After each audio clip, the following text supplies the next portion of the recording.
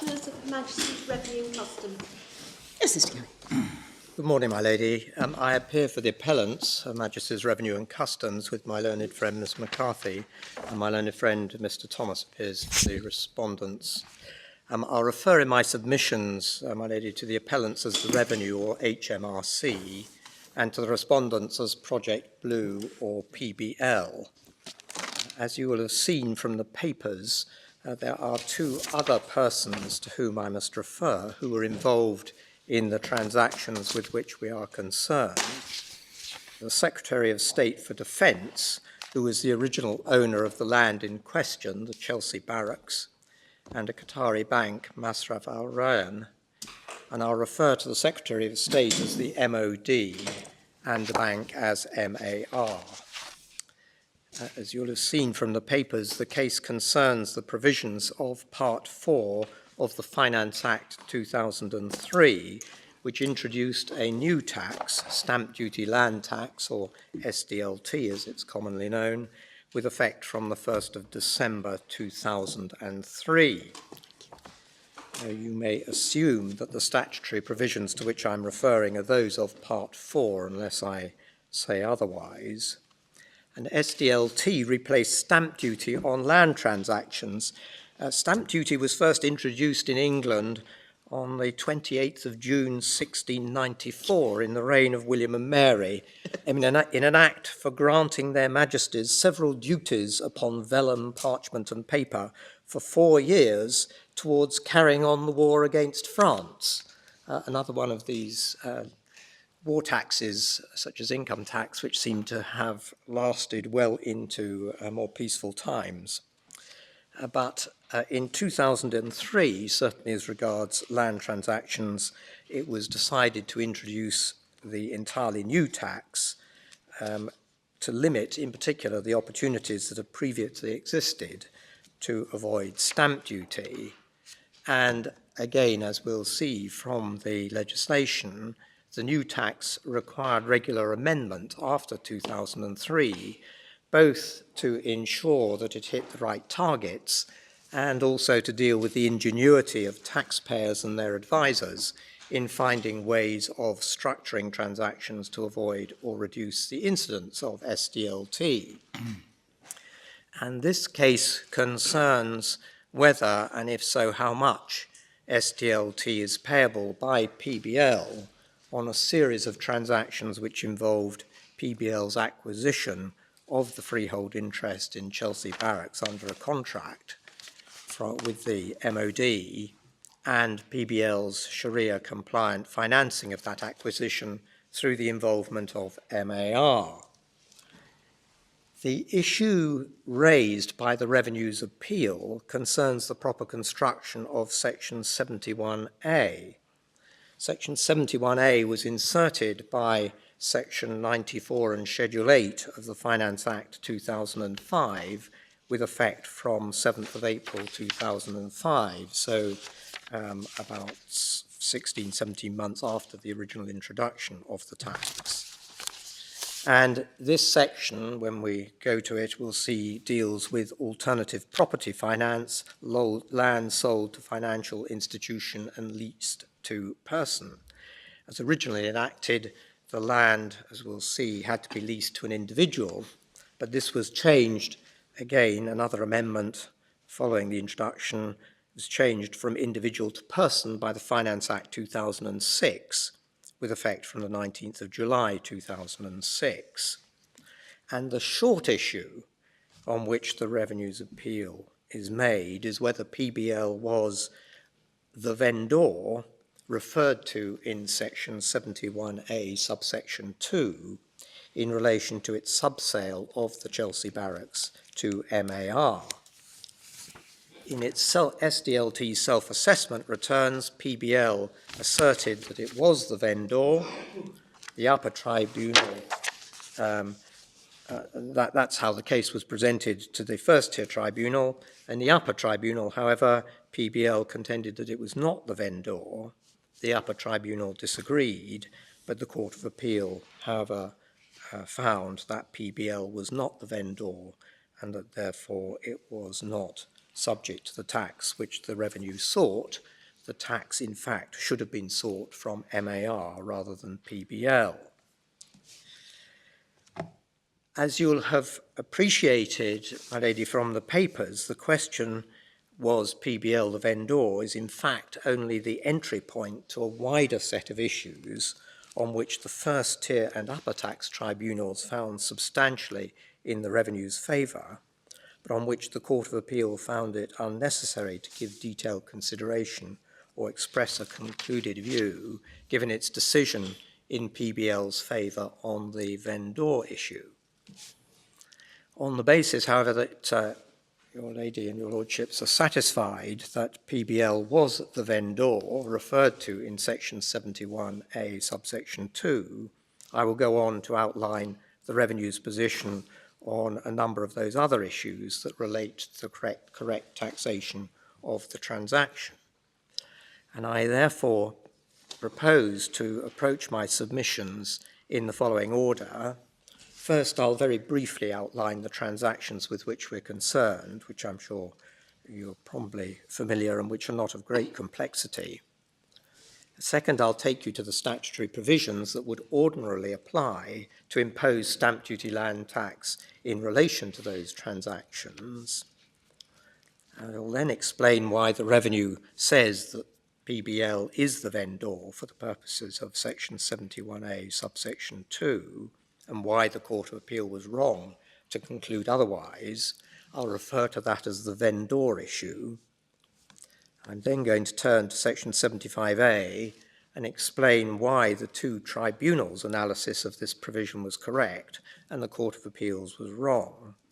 I'll refer to that as the section 75A issue. And So we're on point 4. Yes. That's point 4, yes, my lady. And then the fifth and final main point is that on the basis that section 75A applies to the transactions as the revenue contend and the tribunals found, I'll then explain why the consideration chargeable to SDLT is £1.25 billion, as the first tier tribunal and Judge Nolan in the upper tribunal concluded, and I'll call that the consideration issue.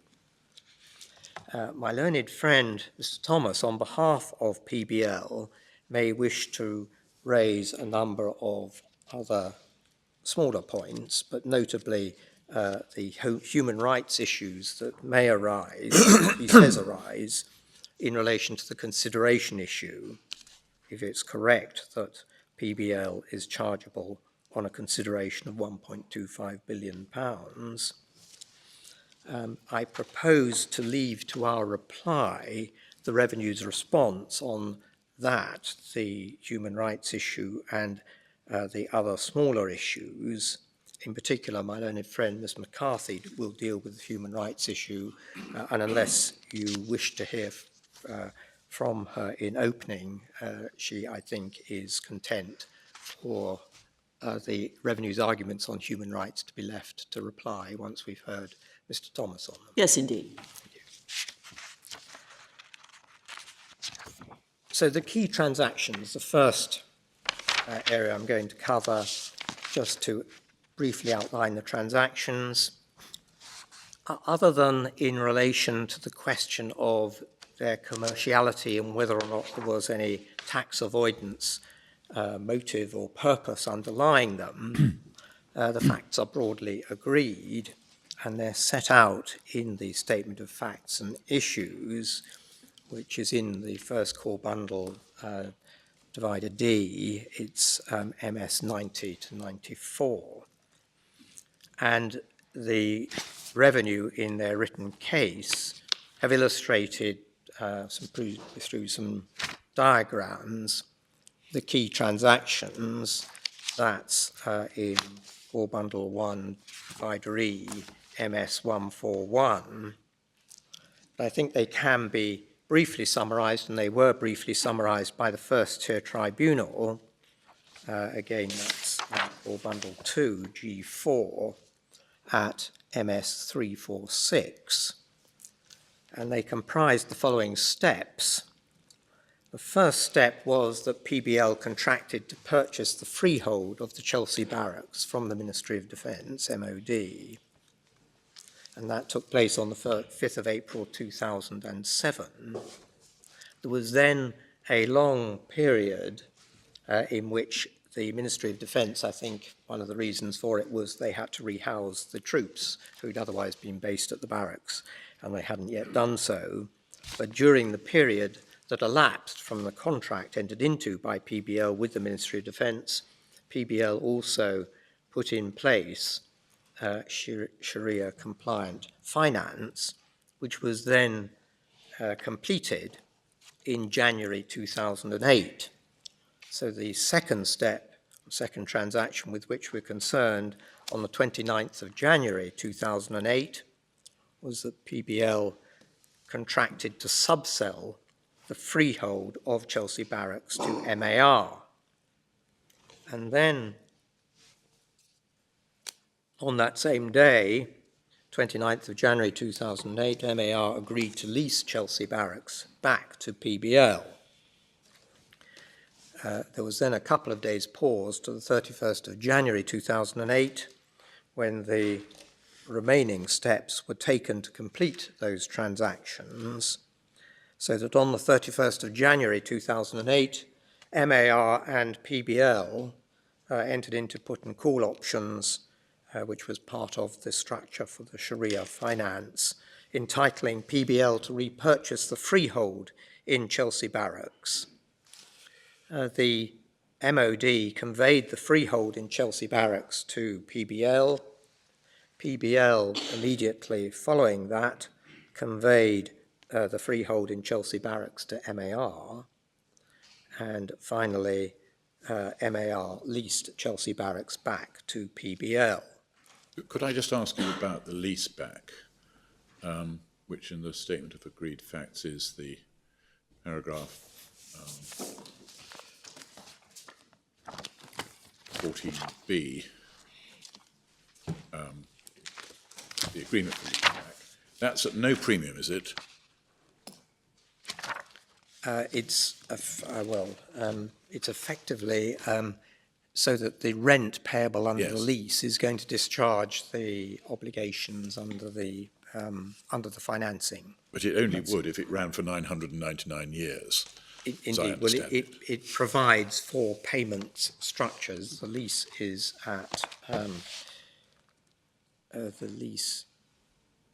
sorry, if I can just see where my reference is, it's at MS 487. I don't want to take you out of your course, but it would help me to know at some stage a little bit about how the rental structure works. Yes, we can certainly enlighten you on that, my lord. As I say, it's not an aspect, I think, which has cropped up at any stage in previous provision. But it is structured, obviously, to meet the financing requirements, because under the original contract with the MOD, the price of £987 million that was to be paid for the Chelsea Barracks was to be paid in 5 instalments, I think it was. So you paid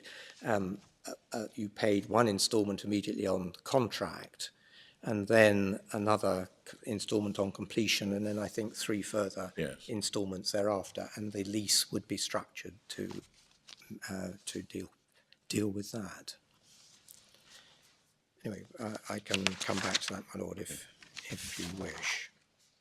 But I'm assuming, and it really just helps me to understand how the Ejara financing works, that in reality it was always likely that the exercise of the put or the call option would lead to an advanced capitalisation, if you like, of the outstanding rental stream, so that the real return back to the financier would be the amount paid under the upon the completion of, not the grant of, the put and call option. Yes. Call option. Yes, I mean, this was a standard financing transaction. I think, as my own friend Mr. Thomas will probably draw your attention to in due course, it was not one that ran its course. No. So it was actually terminated early. And in fact, the Ejara financing through MAR was actually syndicated through a number of banks, I believe. You can see in the Common Terms Agreement there's a list of banks which include BNP Paribas, I think, and Callion Bank in France. So there was a variety of banks that were actually involved in providing the finance over the term of the transaction.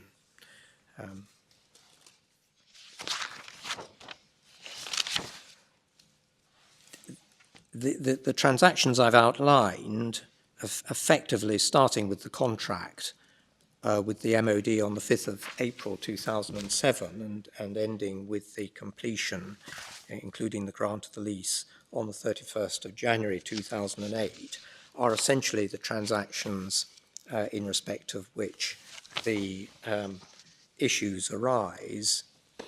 And that, I think, unless your lordships would like any further details of the transactions, I think we can look then at the legislation to see how those 7 steps are actually dealt with within the legislation. And the legislation in question is in the First Authorities bundle at tab 3 at MS 1058. And it's worth just going briefly through the relevant provisions. They're not substantial, but if we start at MS 1058 with section 42, the opening provision of part 4 of the Finance Act 2003, as we see, tax shall be charged in accordance with this part, and it's chargeable whether or not there is any instrument affecting the transaction, that of course being the principal change from the stamp duty charge, which of course was a charge on documents. So it's whether or not there's any instrument, and if there is an instrument, whether or not it's executed in the United Kingdom. That of course was also an issue for stamp duty, because stamp duty was generally only charged when the instrument was brought into the United Kingdom. So if it was kept offshore, it did not bear any immediate stamp duty. And then whether or not any party to the transaction is present or resident in the United Kingdom. And section 43 then tells us what a land transaction is. And we see in subsection 1 that a land transaction means any acquisition of a chargeable interest. And section 43 goes on to elaborate that by making it clear that it doesn't matter how the acquisition is affected, whether by act of the parties, order of the court, or by or under any statutory provision, or by operation of law.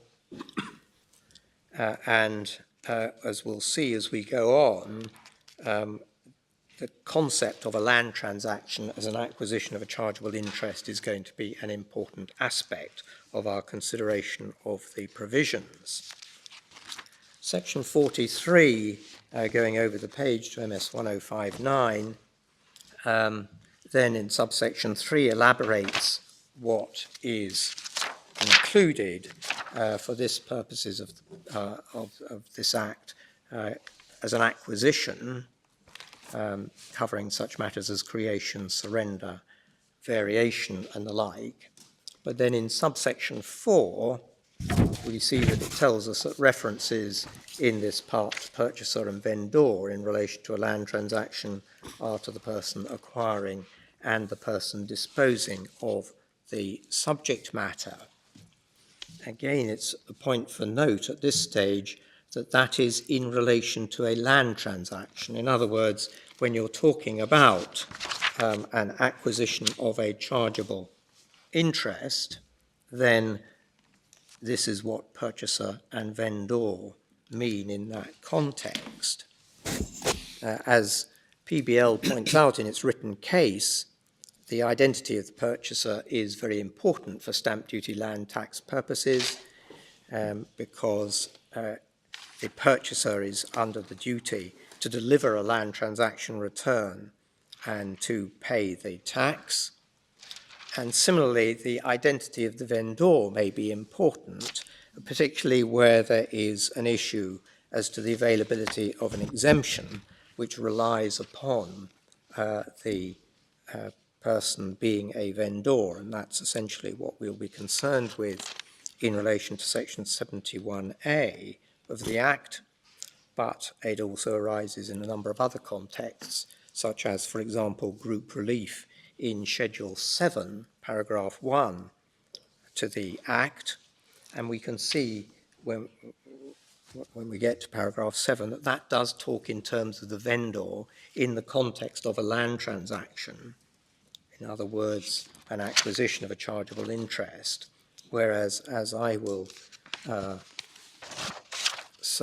point out and submit, that is not the case in relation to section 71A, because 71A is dealing with a description of transaction which is not tied in specifically to an acquisition of a chargeable interest, and therefore the definition of vendor in section 43, subsection 4. There's nothing in the Act that tells you that vendor, when it's not referring to a chargeable transaction, has to be construed in the way in which it's defined in relation to a chargeable transaction or land transaction.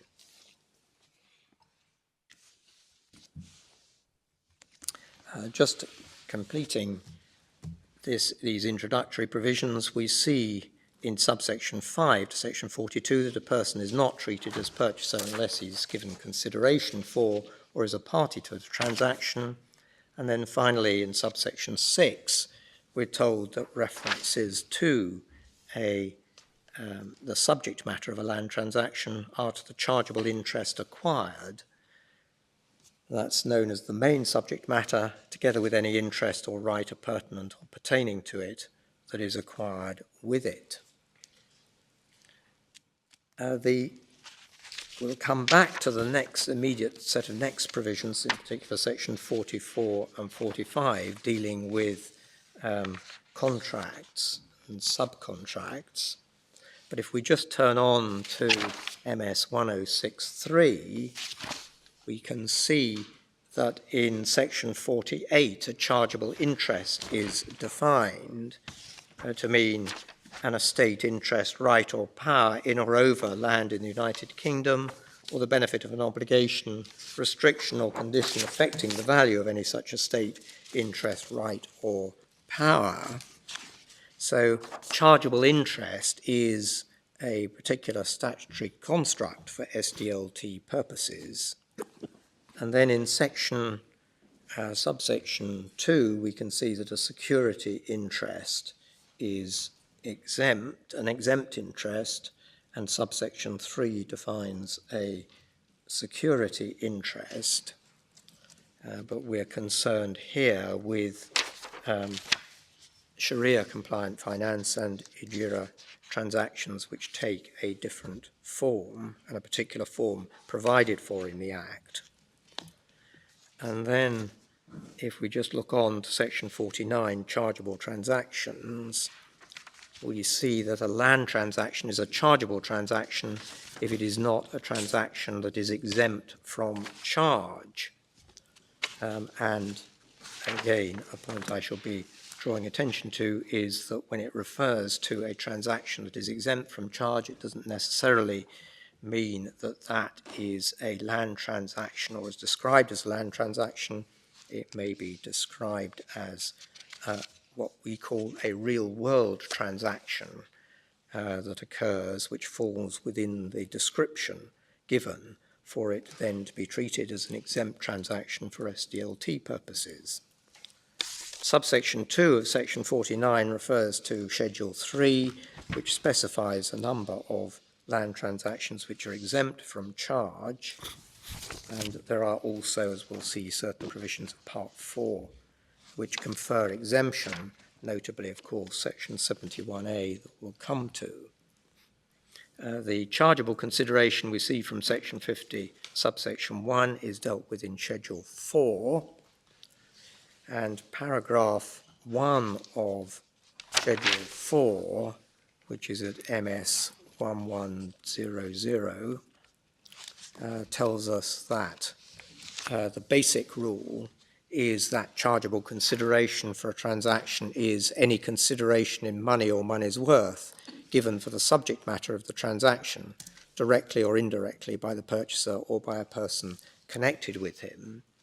But as we'll see when we get to the consideration issue, sections 75A to C of the Act make specific provision to determine the consideration in cases affected by those schedules. And the amount of SDLT, as we can see from section 55 at MS 1066, is a percentage of the chargeable consideration for the transaction.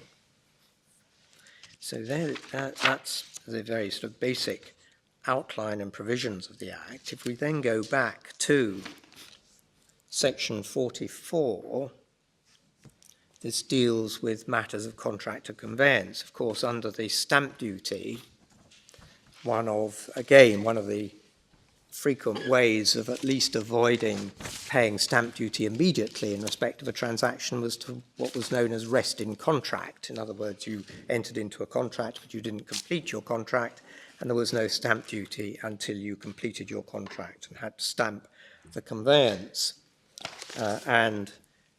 Originally, I think I'm right in saying that when SDLT was proposed, the provisions here were in somewhat different form, and indeed they have changed or been amended in a variety of ways at regular intervals.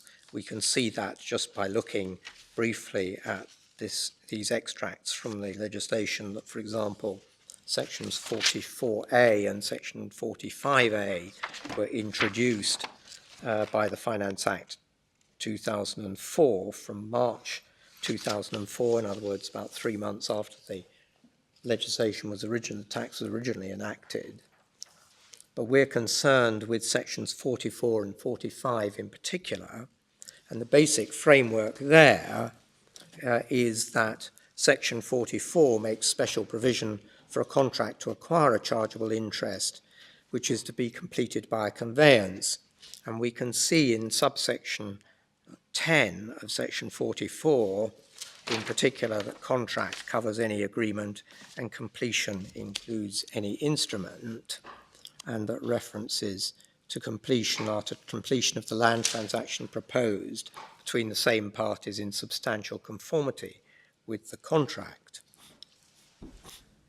We are told by subsection 2 of section 44 that when you enter into a contract, you're not regarded as entering into a land transaction, but instead the provisions of section 44 have effect. So PBL was not regarded as entering into a land transaction on the 5th of April 2007 when it contracted to purchase the freehold of Chelsea Barracks. And broadly speaking, the aim of section 44, or what would then follow in a normal case of a contract, is that it would either be what's called substantially performed, that's subsection 4, in which case stamp duty land tax would become payable by reference to the substantial performance of the contract, and what is substantial performance is dealt with in subsection 5. Or alternatively, the contract would be completed in accordance with its terms, as we've seen, between the same parties, in substantial conformity with the contract, in which case stamp duty land tax would be treated as arising then, because that would be then the perfection of the land transaction represented by the contract initially. So that's subsection 8. Is it? No. Yes, indeed.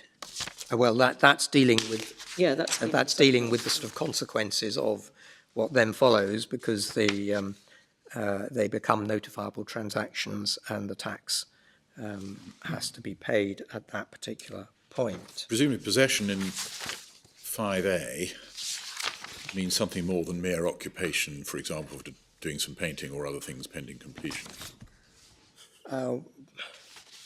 Or is there a nasty trap for those who want to get on with the decorations?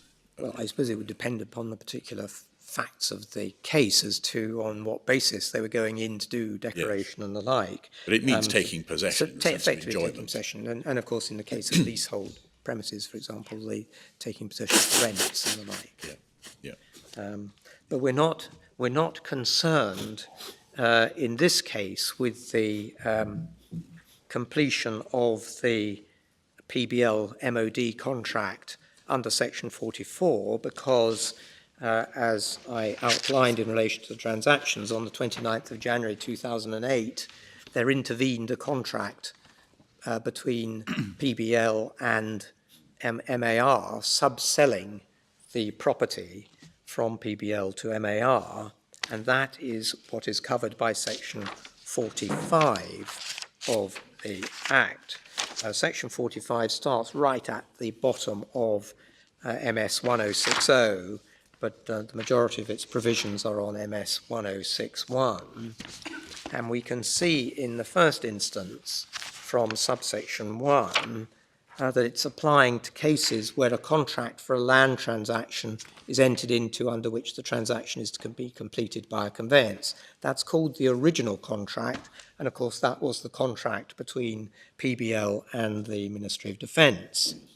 And then in paragraph B, there is an assignment, subsale or other transaction relating to the whole or part of the subject matter of the original contract, as a result of which a person other than the original purchaser becomes entitled to call for a conveyance to him. So you can see that it's dealing with a whole variety of different transactions. And that doesn't necessarily mean a conveyance from the original vendor, does it? It could do, but it's not limited. It could do, but it's not specified in that. What you've got to have is the original the person who was the original purchaser under the original contract effectively giving somebody else entitlement to call for a conveyance, yes. So if it was simply a purchase followed by a lease,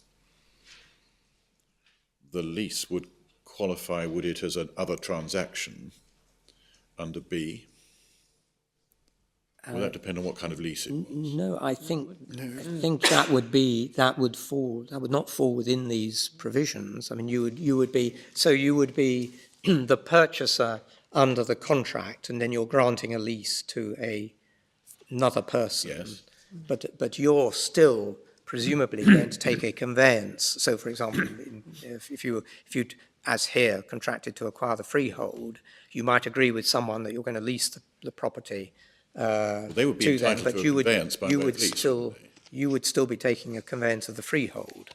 It wouldn't necessarily be envisaged that you would be conferring on your lessee or your tenant entitlement to call for the conveyance of the freehold under your original contract. You'd be granting a lease based on your.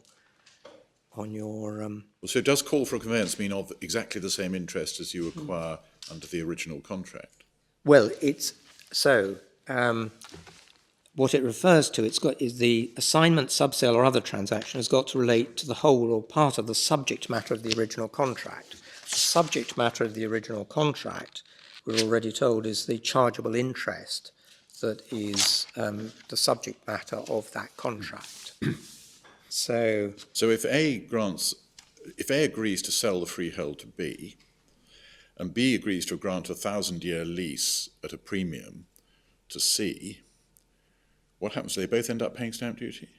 Even though that agreement for lease happens before the completion of the original freehold purchase? They could do, yes. I mean, on the basis that if you took a conveyance of the freehold, you'd pay stamp duty land tax on the conveyance. If you then granted a lease, you would pay stamp duty land tax by reference to the grant of the lease. I mean, if it was at a premium, maybe by reference to the premium. If it was a rent, by reference to the provisions that deal with the rent. A premium that's approximately. But if it was a premium, you pay the stamp duty land tax twice. by reference to the premium. Yes. Okay. But that you would not be. This is Section 45 is designed in a rather different way, but really with the same objectives, to replicate the former subsale relief that used to exist for stamp duty purposes. So now I'm going to test my memory as to which, was it Section 55 58, I'm grateful to my learned friend, section 58 of the 1891 Stamp Act, which provided for subsale relief. And originally there was a question as to whether any subsale relief would be included as part of stamp duty land tax.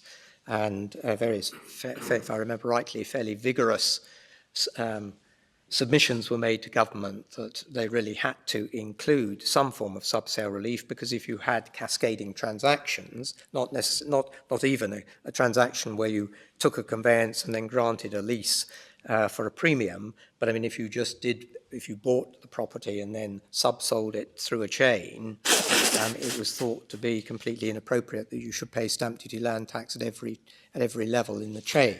So section 45, as we'll see, was designed to provide a measure of subsale relief so that the tax was charged just by reference, to put it, I suppose, in very general terms, by reference to the sort of aggregate consideration at the bottom level, but with credit. So just so I understand, you say, do you, that the phrase "the whole or part of the subject matter of the original contract," where the original contract is an agreement for sale of the freehold, would have to be a freehold transaction, albeit it might be for only half the land. Yes, but it couldn't be a leasehold on the basis that a 1,000-year lease would be, in terms of economic value, 99.9% of the original freehold minus a purely technical reversion. It would certainly, in economic terms, as you say, my lord, be much the same as taking a conveyance of the freehold, but it is a different interest. That's not what part means. And therefore, part, yes, okay. Part is talking about where you take a freehold of 10 acres, take a contract to buy 10 acres, and you sell 4 acres by way of subsale to another party. Yes. Now, Mr. Gammy, somewhere, it may not matter for the present case, but somewhere, presumably, there is a means of distinguishing between subsales which are sufficiently connected not to attract a second dollop of tax, and those that aren't. Yes, land is always being sold and then sold on. Happens all the time. Indeed, my lord. We'll see when we get to subsection 3 of section 45 that deals in what's called its tailpiece with the circumstances in which effectively you can your discharge or don't have to pay the SDLT in respect of the earlier transaction. I can see that something that doesn't happen contemporaneously won't be within 45.3, but is that the only restriction?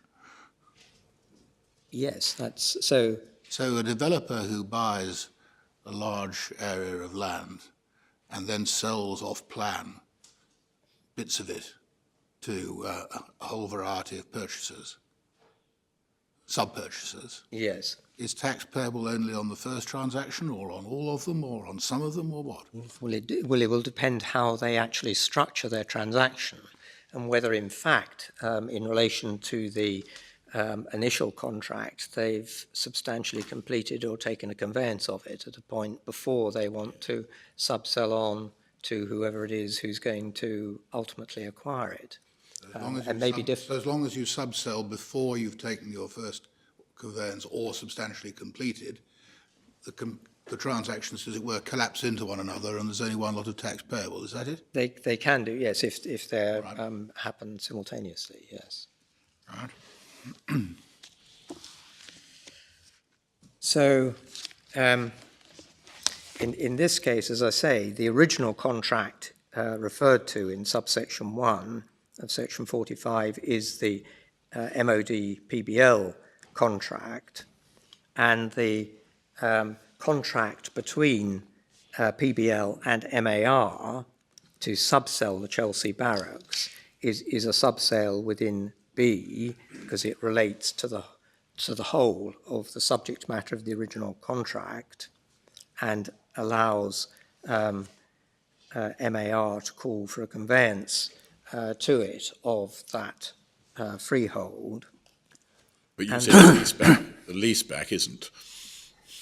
Well, the lease back isn't, no, because it's a lease. But I mean, that is the step on anyway after Yes. MAR has taken its conveyance of the property. Yeah.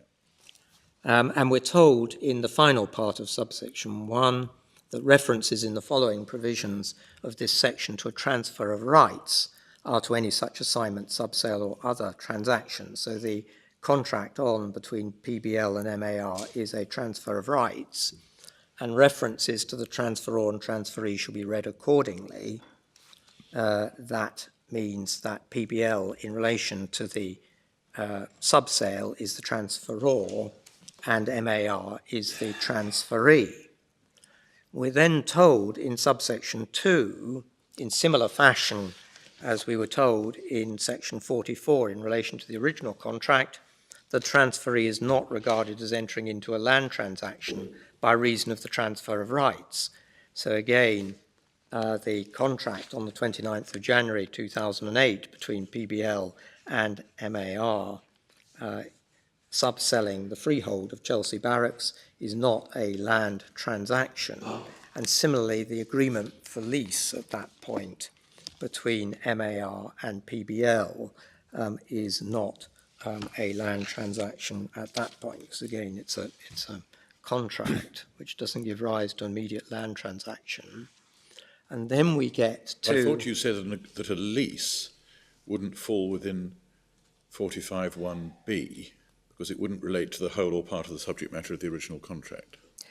No, but the agreement to grant a lease on the 29th of January 2008 between MAR and PBL is a separate contract. Yes. Which again is then, you're then but told... it's not one that's affected by 45. But it's not one that's within the scope of this, that's correct. I mean, that's dealt with by 44.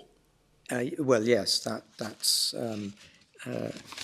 is covered by the basic contract provision, yes. Well, that's mirroring the concept in 44, or have I got it wrong? Mirroring the concept in 44 that it's not the contract which is the land transaction. Indeed, my lord. It's a subsequent substantial performance or completion. Indeed, my lord, yes. And we'll see then when we get to subsection 3 how the Act deals with the situation where you've had an original contract, you've then had a subsale, and then the original contract and the subsale both complete.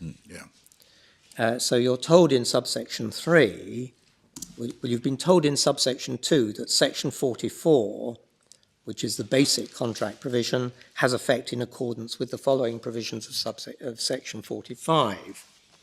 So when in subsection 3 it says that section, it means section 44 applies as if there were a contract for a land transaction, a secondary contract, under which the transferee is the purchaser.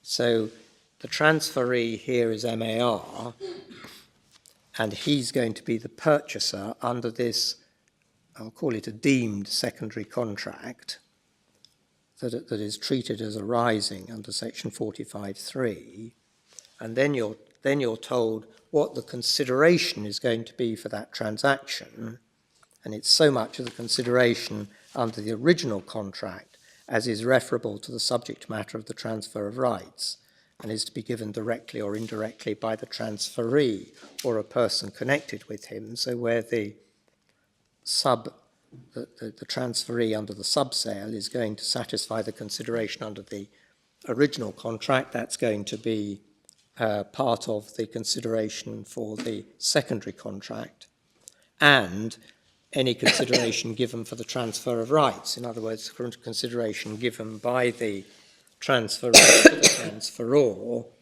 in relation to the subsale. So subsection 3 brings into existence a contract, treats as coming into existence a contract, a secondary contract, in which the transferee is purchaser, and where you're told what the consideration is, and therefore what's going to be taxable in respect of that secondary contract when it completes. And then we get to the subsale relief, and we're told that, and this is called the tailpiece of subsection 3, the substantial performance or completion of the original contract at the same time as and in connection with the substantial performance or completion of the secondary contract shall be disregarded. So that relates to the original contract. So if you have a time lag between completion of the original contract and a completion of the secondary contract, both will attract stamp duty land tax.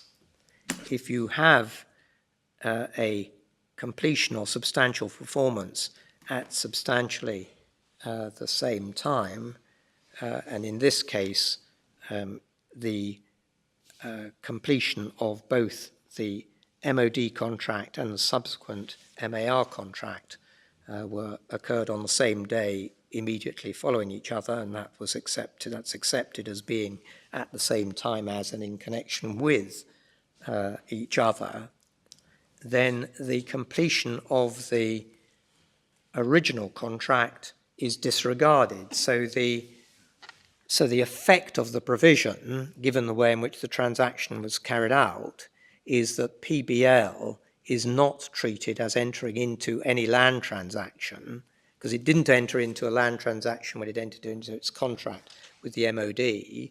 That's section 44. And then under section 45.3, because it completed at the same time as and in connection with its onward sale to MAR, completion of the MOD contract is disregarded from PBL's perspective, so it never enters into a land transaction and never incurs any liability to the tax. When it says, when the tail piece uses the expression substantial performance or completion of the secondary contract, which is what has to take place at the same time as the substantial performance or completion of the original Contract, yeah. yes. When it refers to the secondary contract, is that to the secondary contract which the first couple of lines of subsection 3 have created? Yes, my lord. It is. Yes. So you're going to come at some stage, presumably, to who that contract is between. Indeed, my lord, We know, that's a sort of we know who key. the transferee is. We're told who the purchaser is, and of course that's very important because the purchaser is going to have to pay the tax. Right. So you're told who's going to have to pay the tax, and you're told how much that's going to be. But it's a sort of statutory construct, this secondary contract, isn't it? It is. But yet it is said that it can be either completed or substantially performed. Well, in that sense, it's one of these statutory constructs in the, if I can start using this term, in the SDLT world. Yes. But which also looks into the real world, to the real world completion of the subsale contract between PBL and MAR. So if you want to find out things like when is it substantially performed and when is it completed, and you can only do that by looking at the detailed terms other than who the transferee is and what the consideration is, you're looking at the subsale contract, are you? Well, you're certainly Sounds right, you're but certainly you don't get looking much help. at what the subseller and the subsellee is, so the transferor and the transferee are doing to complete their contract. And of course, what one, I suppose, has to bear in mind is that Section 45 is dealing with a whole variety of transfers of rights. So it's dealing both with an assignment and a subsale. So, for example, if the original contract has just been assigned, the substantial completion of that may just be between the assignee and the original vendor, the original person But who very owned often on a subsale, it won't work like that because, for example, the original contract has a provision against any obligation on the vendor to convey to anybody other than the purchaser. Indeed, my lord. So you have a variety of possibilities. I think it's fair to say you're always going to have at least three parties involved. I mean, if you've got a chain, you might have more than three parties. You're going to have three parties involved at some stage. When you get to completion or substantial performance, you may still have three parties involved, as we have in this case, because you've got a subsale, and as you say, my lord, the original contract may only permit conveyance to the original purchaser under the contract. and therefore it has to pass through him before it gets to the transferee who's bought under the subsale contract. But you might also have a situation where at the time of completion or substantial performance, you've really only got two people involved because the intermediary has stepped out entirely because he's assigned the benefit of his contract and is no longer concerned with what is going on between the original vendor and the ultimate purchaser under the assignment. So there's a variety of different types of transaction, and of course the section is trying to deal with all of those things. But I think, as I said, my lord, what you've got is a construct of the SDLT legislation, a secondary contract. But in determining how that secondary contract is completed or substantially performed, you have to look to what the people do in the real world in terms of actually conveying the land, paying for it, or going into possession of the property at the relevant time. We can and nowhere does the statute tell you who the transferor is under the.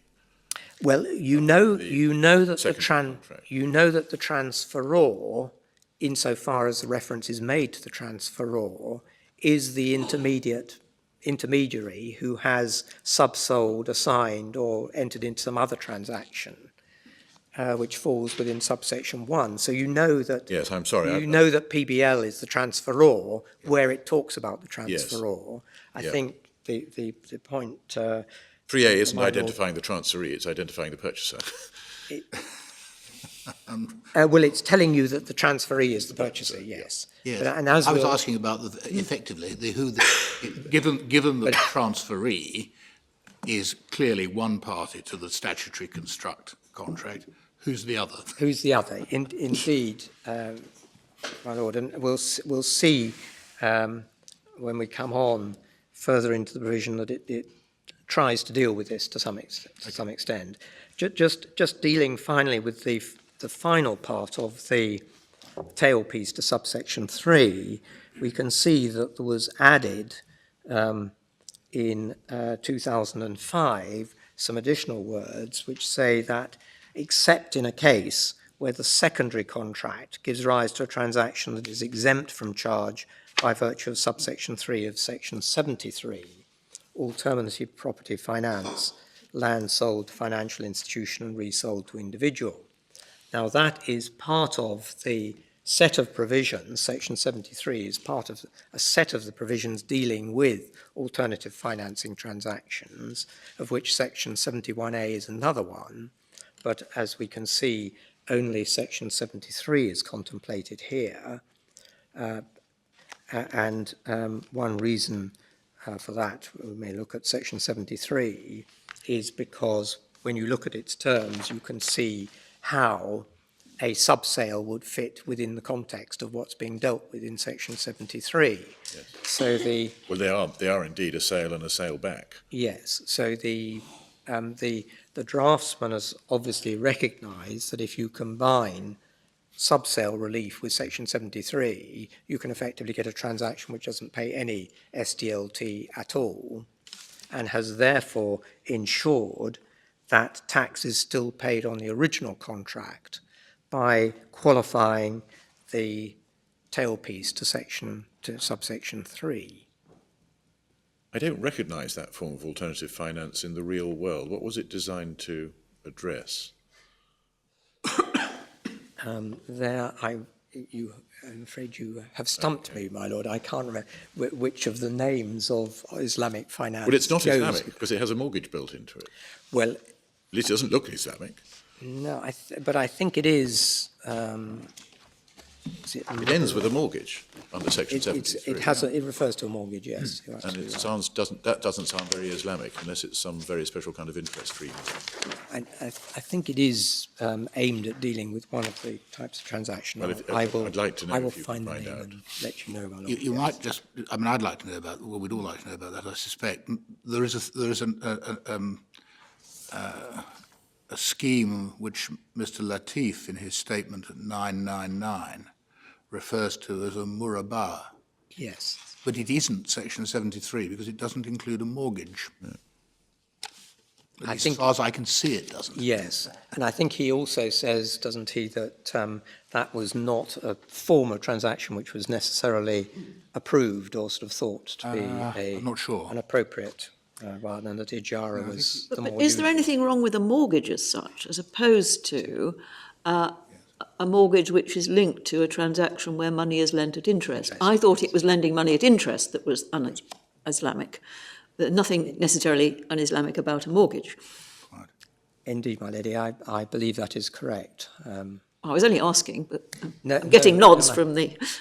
Oh, I see. Well, that may well be right, but it still doesn't explain why there's why the mortgage is there in Section 73, and what kind of transaction anybody is contemplating. Presumably, there must have been a call for Section 73 from somewhere or other, because what the scheme that it sets out must have been something that people wanted to do.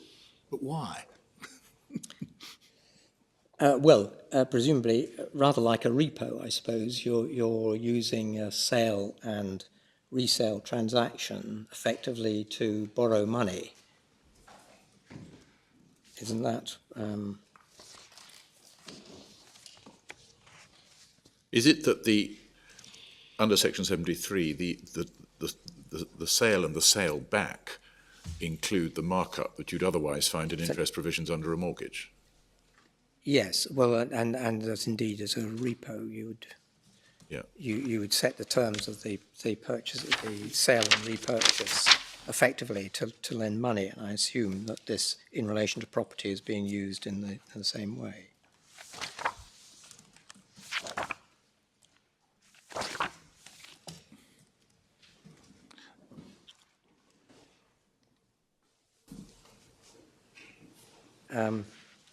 You see, Section, at some stage we're going to have to look at Section 73, I suspect. Yes.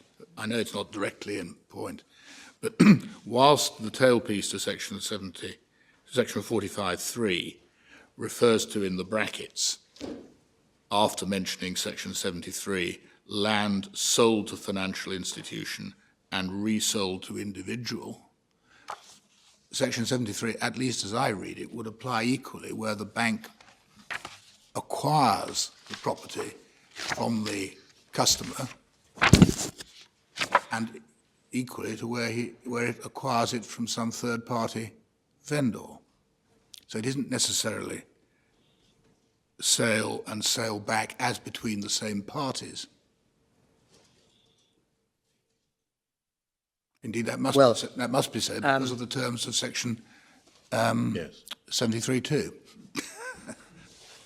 Yes, but It may or may not be from the person. so yes, indeed, my lord. But I mean, the basic, in terms of the exemption that's conferred by Section 73, the essential exemption is if the vendor is the person concerned, or else you're buying from another financial institution which has entered into a similar arrangement within the scope of section of the alternative finance provisions.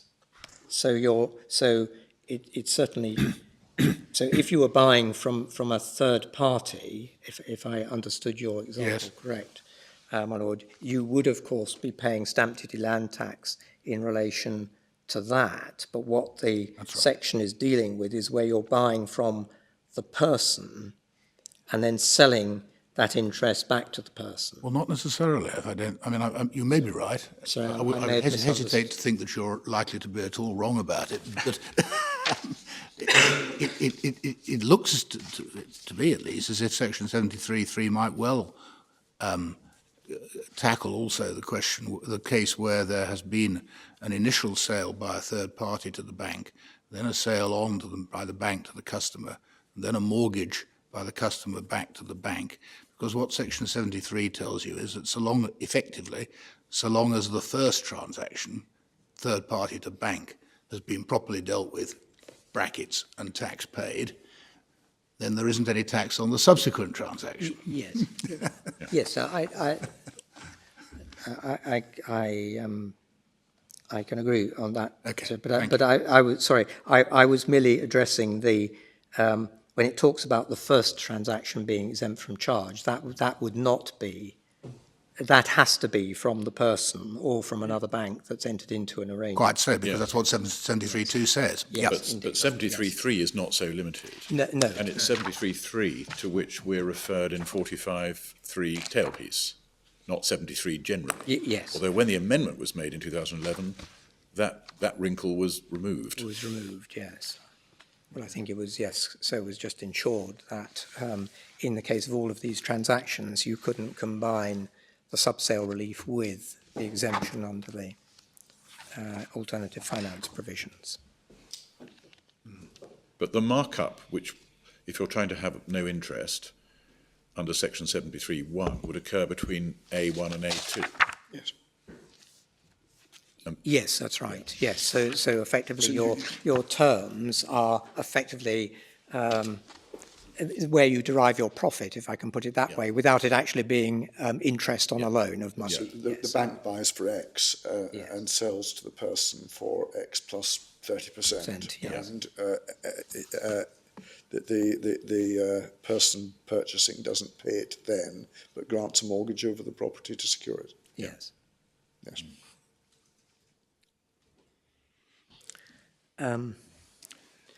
Well, so just going back and completing our what we're looking at in section 45 to get the scheme of these things. So that is the tailpiece to subsection 3. Subsection 4 deals with the situation where you have successive transfers. When I say we're not concerned with that, of course, we're not. I'm sorry, could I just ask you one more thing about Yes, 45.3, the tailpiece? Yes. It uses the phrase, where the secondary contract gives rise to a transaction that is exempt, in the tailpiece. Yes. And I assume what it's being referred to here is where the substantial performance or completion of the secondary contract gives rise to the chargeable land transaction, although here it's an exempt land transaction. Yes, because Yes, it must be. because the structure is that the original the completion of the original contract is disregarded. So there's never any stamp duty land tax on that because there's no land transaction. Now, I'm just looking at the gives rise to. It doesn't mean it's followed by or anything like that. That is the very land transaction that's created by they've left out the words substantial performance or completion of, but that's what it means. I think. I think it must be, yes, my lord, because it's the substantial performance or completion of the secondary contract which creates the transaction. Yes. Which then, if you've managed to get that transaction into the alternative finance provision, in this case, subsection 3 of section 73, would be exempt. Yeah. So transaction means land transaction, and gives rise to is a reference to substantial performance or completion, I think. Yes, because yes, I think that would have to be right. I mean, because I think that's the only way you have a transaction that's going to give rise to the potential of charge and therefore exemption. It has a consequence in terms of how you interpret it's the disapplication of a Section 73 transaction.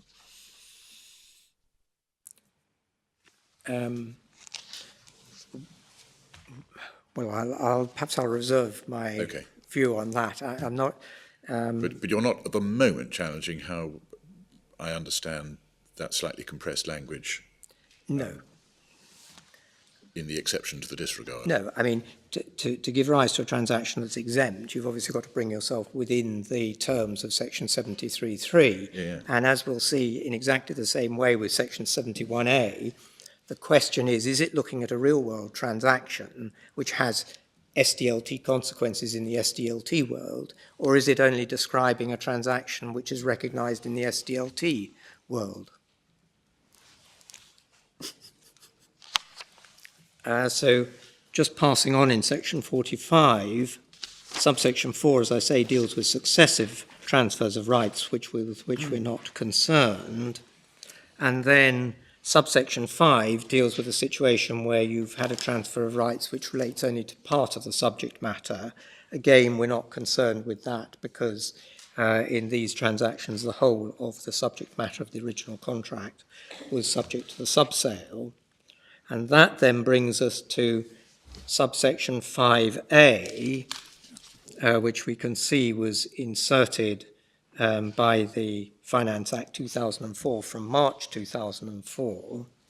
And that tells us that in relation to a land transaction treated as taking place by virtue of subsection 3, so that must be the completion or substantial performance of the secondary contract that is envisaged by subsection 3 in particular. And then it tells us that references in Schedule 7 to the vendor shall be read as references to the vendor under the original contract. So insofar as we need to know the identity of the vendor in relation to the secondary contract, we're told that it is the vendor under the original contract. That's if it's group relief. That is dealing with group relief and obviously deals with the situation where, for example, a third party sells property to a group company. Yeah. If the group company then subsold the property to another member of the group, there'd be a question as to whether or not the completion of the secondary contract where the second group company is the purchaser, whether he could claim group relief on the transfer to him of the property. And in that case, paragraph A of subsection 5A tells you that that's not possible because the vendor is the original third party, not the other group member.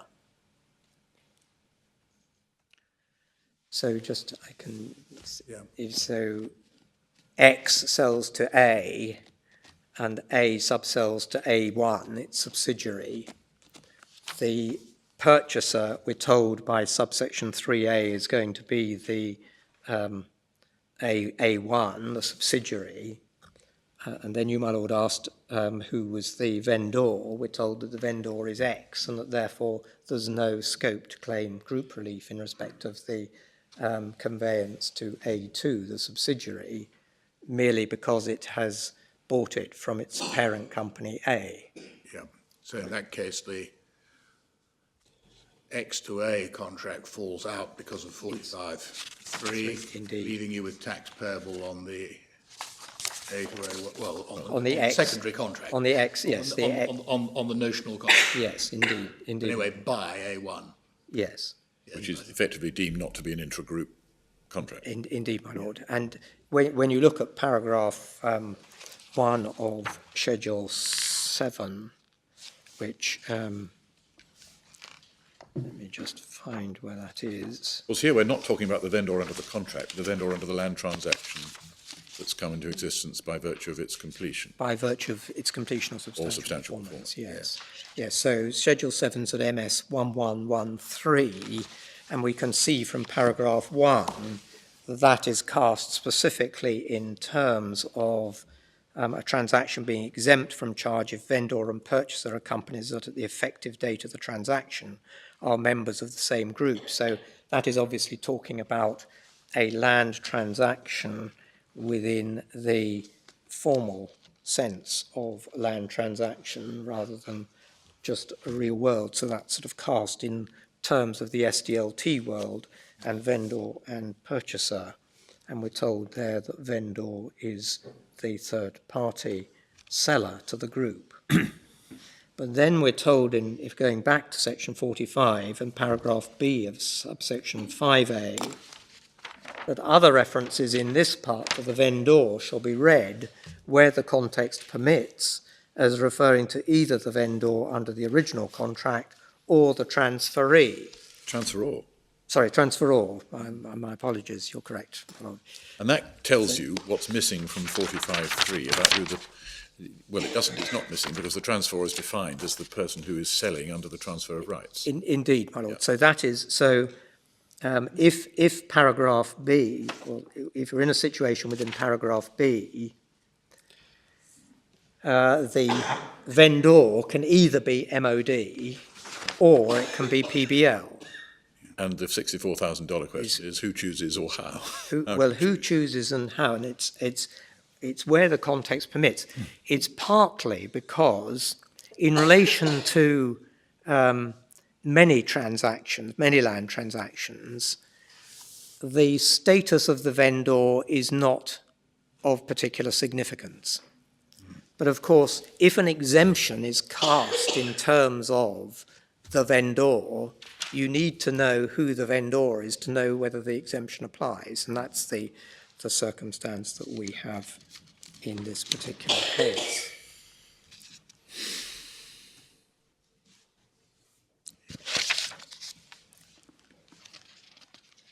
So just pausing and taking stock over these provisions at the moment and how they relate to the transactions with which we're concerned, we know that there was no land transaction and no SDLT consequences when PBL entered into its original contract to acquire Chelsea Barracks from the MOD. There was no land transaction and no SDLT consequences when PBL contracted to subsell the Chelsea Barracks to MAR. And then on completion of both the original contract with the MOD and the subsale to MAR, the tailpiece to section 45.3 allowed PBL to disregard the MOD's transfer to it of the freehold so that there were no SDLT consequences to PBL as a result of that completion. But in the absence of any other relevant provision, the transfer of the freehold by PBL to MAR would amount to the completion of the secondary contract under which MAR was the purchaser. The chargeable consideration was 1.25 billion, and PBL can, if the context, where the context permits, be regarded as the vendor in relation to the secondary contract and its completion, notwithstanding that for SDLT purposes, so in the SDLT world, it's not regarded as acquiring or disposing of a chargeable interest because its acquisition is disregarded. So the next question under these provisions is to look at on what basis MAR concluded that it was not liable to pay SDLT on the consideration that it paid to acquire Chelsea Barracks under the subsale contract and on its completion. Now, if one turns on in the Act, we can see that starting at section 57, this is at MS 1066, there are a group of provisions which talk in terms of reliefs, and that part of the provisions goes on to encompass, in fact, section 75A, which is one of the particular provisions with which we're concerned here. And the reliefs have been added to and amended over time to better target the reliefs and to limit the scopes of the relief as experience of the tax and the way in which it's used in practice has been accumulated. The alternative property finance provisions start at section 71A on MS 1075. And these were, section 71A itself was inserted by the Finance Act 2005, but there was always a form, two particular provisions dealing with alternative finance, section 72 and section 73, which were there from the outset. And we can see, just looking briefly without necessarily going into all of the detail, we can see that those provisions have been added to. So apart from 71A, we now have a 72A, we have a 73A, and a 73B, all of which form part of the alternative finance provisions as they developed over the time between the introduction of the tax in late 2003 through to 2007-8.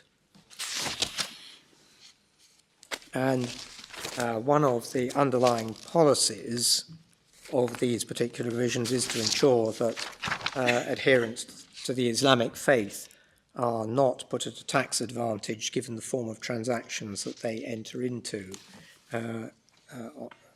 to ensure compliance with Sharia law, even though the provisions do not specifically refer to Sharia law. It exempts certain transactions if they meet particular conditions, but where they do meet those conditions, they will typically be Sharia compliant.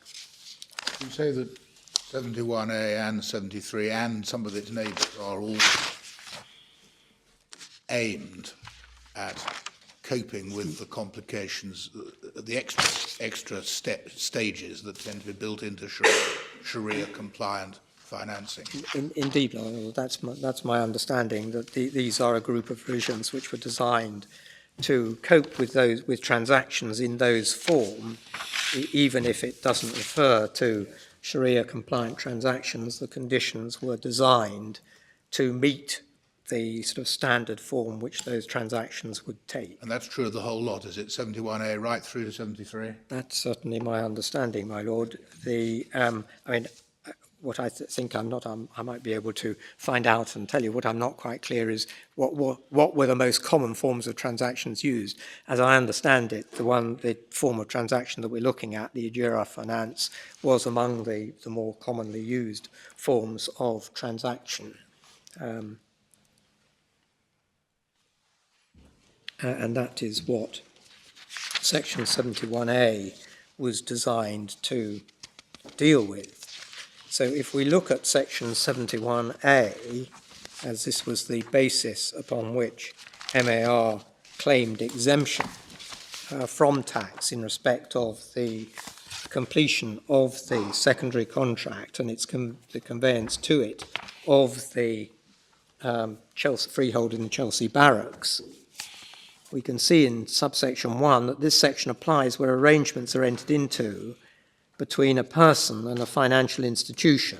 It's accepted that MAR is a financial institution for these purposes, under which the institution purchases a major interest in land or an undivided share of a major interest in land.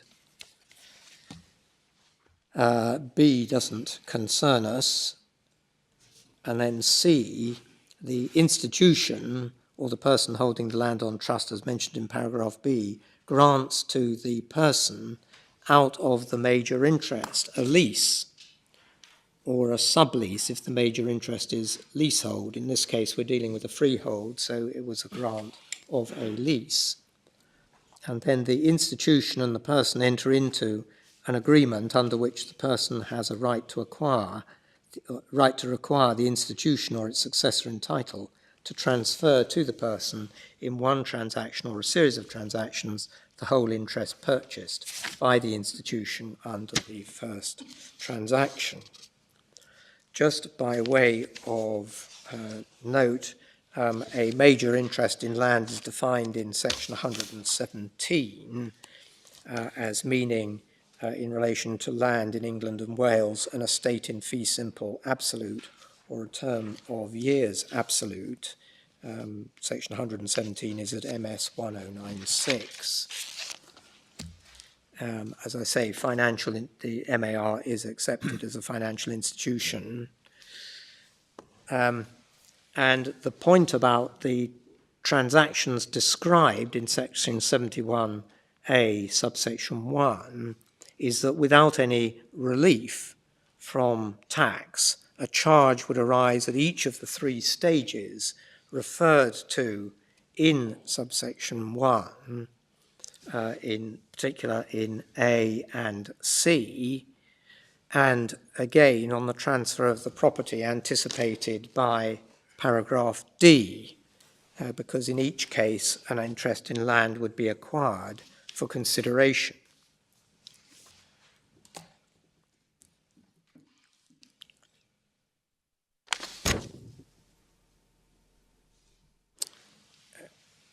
Of course, as I think we note in our case, and indeed as my learned friend says in PBL's written case, he suggests that it's always clear that the person on whom the charge to tax is supposed to arise in these arrangements is on MAR, but of course, as we know, MAR and PBL filed their land transaction returns and self-assessed on the basis that there was no SDLT liability, and that was common ground before the first-tier tribunal.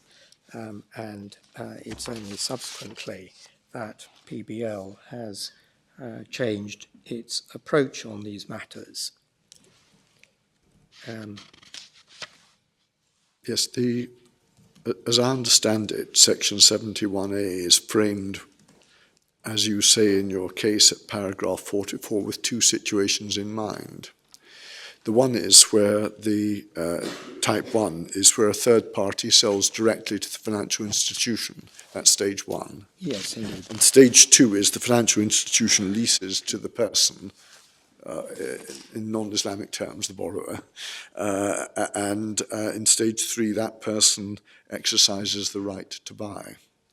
And as I understand it, in that event, the financial institution would pay on the acquisition of the property, but the financial arrangement that followed would be exempt right the way down. Is that right? Indeed.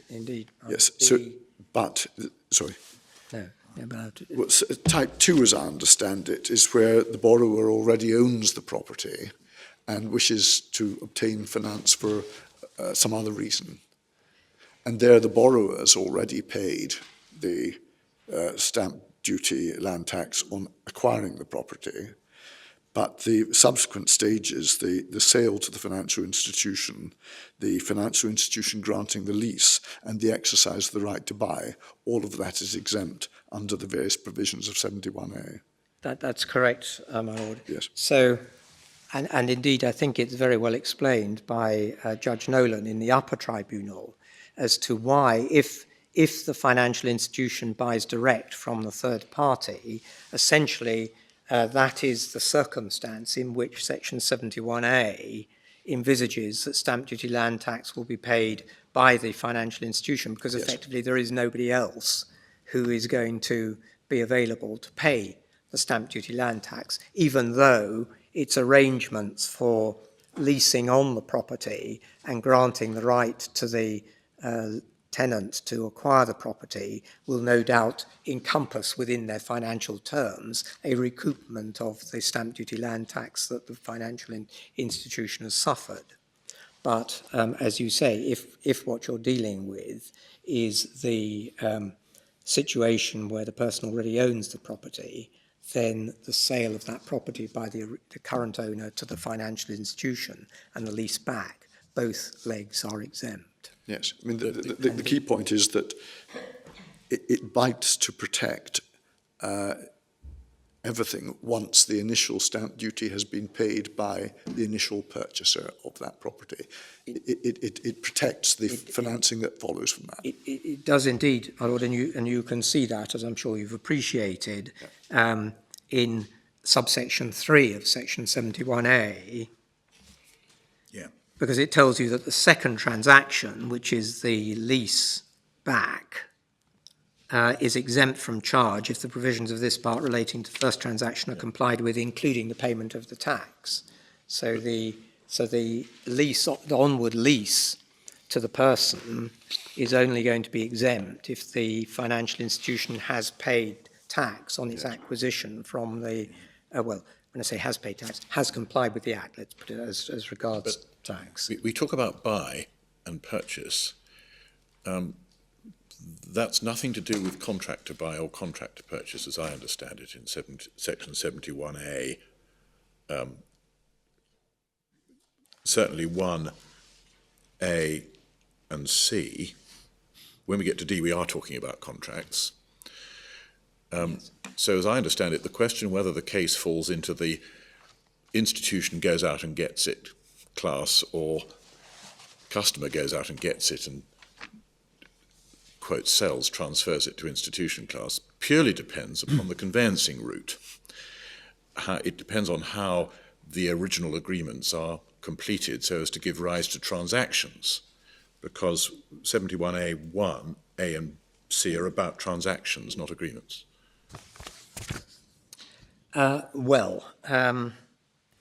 Again, I think one has to. I mean, I may need to take that in stages. No. No, my lord, you make when I say a perfectly good point, I follow the point you're making.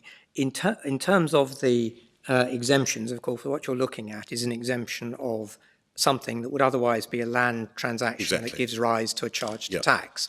So it's that a completion or a substantial performance of an earlier agreement. Yes, but of course, the description in section 71A is by reference to real-world transactions.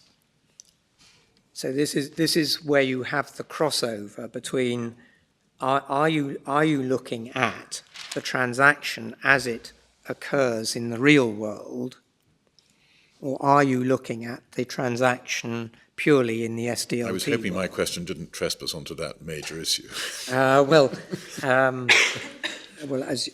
All I was looking at this stage was to say that this appears to be, which type of financing it is, appears to be governed by the transactional stage, not the contract stage. So you could have an agreement, as I understand it,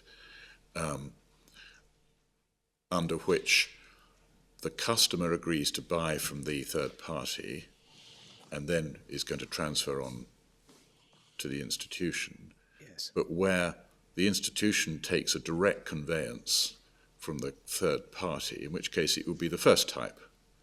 The institution would pay the stamp duty at that stage. Never mind section 45 and subsales for the moment, but just looking at this on its own.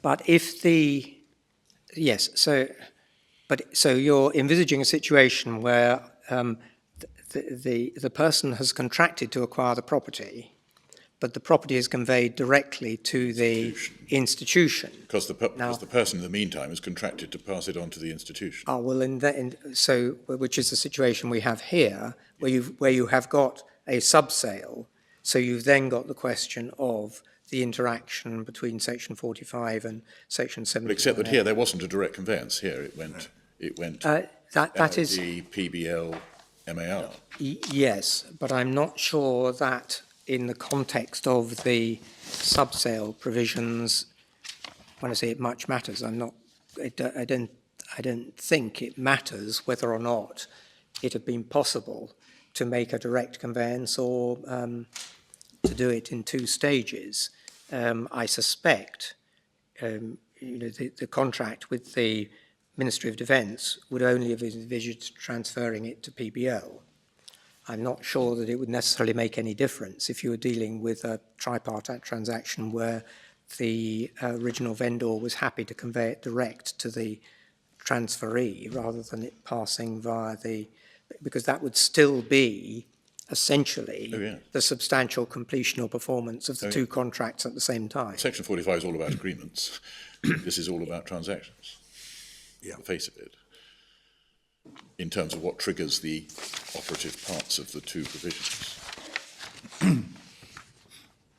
Section 45 operates whether you have agreement A followed by transfer of rights, which is another kind of agreement. Yes, but this operates by a succession of transactions. The question is, who is the vendor in relation to the acquisition by the financial institution, whether it takes a direct conveyance or whether it does it in two stages?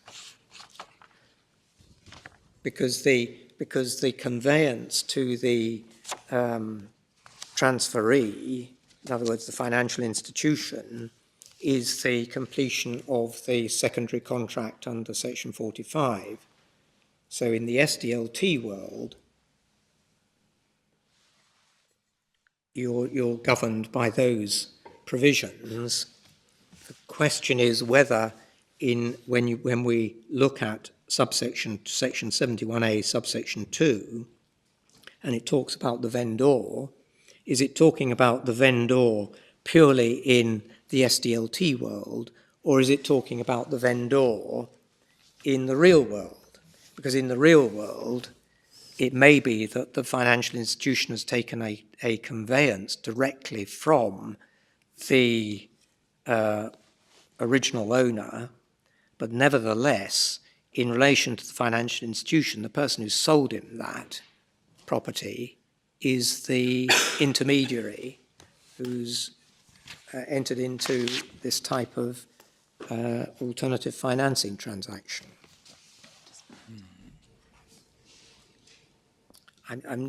In this case, in any event, we have two transfers. Yes. So there isn't so it's not a circumstance where there is a direct transfer from the Ministry of Defence to MAR. But even if there is a direct transfer, what that is doing is completing the secondary contract. Am I right that the only reference to agreement, or for that matter the contract, in 71A is in 1D, which is the reference to the, as it were, the option to buy back. It's a reference to the one which is likely at the stage that you're thinking about it to remain executory. Indeed, that's correct, my lord. It's absolutely right that A, B and C merely talk in terms of, well, A and B talk in terms of purchasing, without distinguishing between whether it's talking about contract conveyance or whatever, and C talks about granting a lease, which of course that would have the technical look at the technical term of granting a lease, I suppose, as opposed to just an agreement for lease. Although I suppose if it's an agreement for lease that takes effect in equity, one might have, I suppose, issues there about whether or not that was as a grant. But we say that what the section 71A subsection 1 is doing is describing real world transactions. Yeah. In other words, they're not cast purely in the context of the SDLT world. And then when you get to subsection 2, and it says the first transaction, the transaction that it's referring to there is not a land transaction in its technical sense, because you're already told that the first transaction is the institution's purchase of a major interest in land, because that's defined. So you can see in paragraph A of subsection 1, it tells you that what the first transaction is. So if you substitute that in subsection 2, it tells you, so instead of just saying the first transaction, it says the purchase by the institution of a major interest in land is exempt from charge if the vendor is the person. But that doesn't mean it contracts to purchase, that means it actually takes a conveyance, doesn't it? Otherwise, it wouldn't be a chargeable. Well, you wouldn't be worried about it at that stage, no. So it's talking about the point of at which a charge would otherwise arise. Yes. But in terms of describing what it is, the nature of the transaction that you're going to exempt from charge, it is a purchase of a major interest in land. It's not a situation such as, for example, in the group relief provisions, where it's cast very much in terms of land transactions or other provisions of the Act. This is descriptive of the nature of the transaction that's entered into in the real world.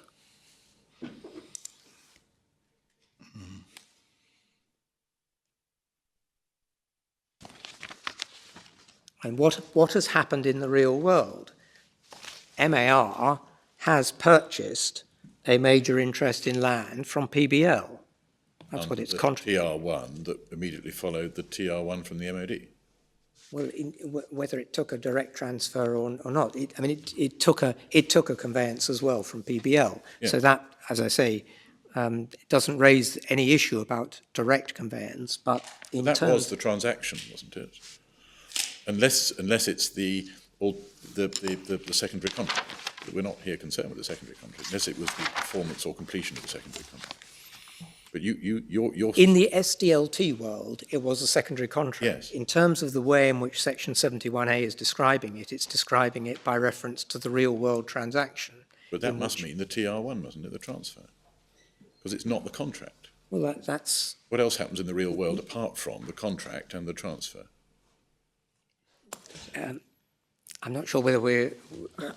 I don't think I'm No, I don't... no problem with your real world submission. I'm just trying to make sure which bit of the real world. Yes, well, because of the real world. Well, it is the transfer in the sense that that would be the event which would otherwise throw up the charge to tax, Yeah. and therefore for which you need the exemption. Yeah. But the exemption is cast in terms of the real world transaction. Yeah. Sorry, I was a little bit laboured over that, I'm afraid. We were looking at subsection 2, and in your portrayal of Ijara finance in paragraph 44 of your case, and also the portrayal of it in paragraphs 14 and 15 of the respondent's case, that was envisaged as a situation where the person had already acquired and paid stamp duty on the property and was wanting finance for an extraneous purpose. That seems to be how you've presented it. Well, that's a clear situation where we don't get into these questions of subsales and the interaction between Section 45 well, absolutely. and the... It just struck me, reading the two cases, did no one envisage at the time the type of transaction that's occurred here, where a purchaser contracts to purchase from a third party, then goes out and seeks finance, and ends up with a sale and then a subsale? Was that simply overlooked when this legislation was put in place? I think it was probably envisaged that in relation to this type of finance, you couldn't enter into that. That would not be a transaction which you could enter into. I think that was probably the situation. Well, that's what I wondered, because, as I say, the two parties' portrayal of Ijara finance in 14 and 15 in the respondent's case and 44 in your case doesn't seem to envisage the type of transaction that has been operated here. Indeed. No, I think that's correct, my lord, that this was not envisaged as a type of transaction or a way in which this type of transaction could be effected. Yes. So, this is our case. No, this is in Mr. Latif's witness statement. I think it's at MS 1003. Where he says in paragraph 19 of his witness statement, the financing in this case comprised a standard Ijara financing, the components of which are familiar to the world at large as a sale and leaseback with option to purchase. The only departures from or additions to a standard Ijara were the PBL acquired the property from a third-party seller, MOD, rather than procuring MAR itself to do it. And the scale of the financing and so on. So this was not a standard form, I think, of or it appears from his witness statement, this was not an absolutely entirely standard form of transaction. And that may explain why the DOTAS was sent, as it were, the declaration of avoidance. Well, my lord, I can only speculate because we didn't have evidence no about that. findings of fact. But I mean, on the basis that there was a transaction, a purchase of property taking place for for nearly £1 billion, and no SDLT was being paid, I think within the context of the DOTAS provisions would be regarded as something declarable. Where, yes, that might have to be notified. Thank you. So as we can see, the key point is what is meant by the vendor in section 71A subsection 2, and as we know, the parties certainly initially in terms of their reporting and land transaction returns and before the first tier tribunal were of the view that PBL was the vendor for those purposes, but the Court of Appeal concluded differently. And perhaps we should just look at what the Court of Appeal has to say on this. It's in Core Bundle 2 at tab G2, and I think in particular we can look at MS 277 as the place where Lord Justice Patten begins to deal with section 71A.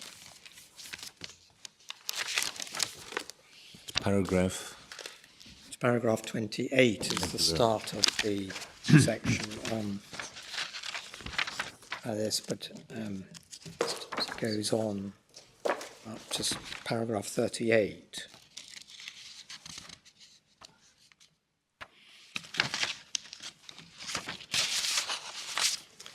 So as we see, he notes that the 71A argument was not run in the first tier tribunal and was given relatively short shrift by the upper tribunal. And then he refers, he says at the bottom of MS 276, towards the end of paragraph 28, the first question that we must decide is whether the purchase of the site by MAR was exempt under section 71A. This turns on whether PBL is to be treated as the vendor on the sale of the site to MAR, or perhaps more accurately, whether on the facts of this case, the vendor in relation to MAR's purchase is PBL under its actual contract with MAR, or the MOD under the notional contract created by section 45(3). And then he notes at paragraph 29 that it's agreed, and there's no change in this position, that looking at section 45(3 and putting yourself in the SDLT world, as he refers to it, MAR is deemed to purchase the site directly from MOD for 1.25 billion, and the actual transfer to PBL drops out of charge. So that's the effect of the tailpiece to section 45(3). And then he says,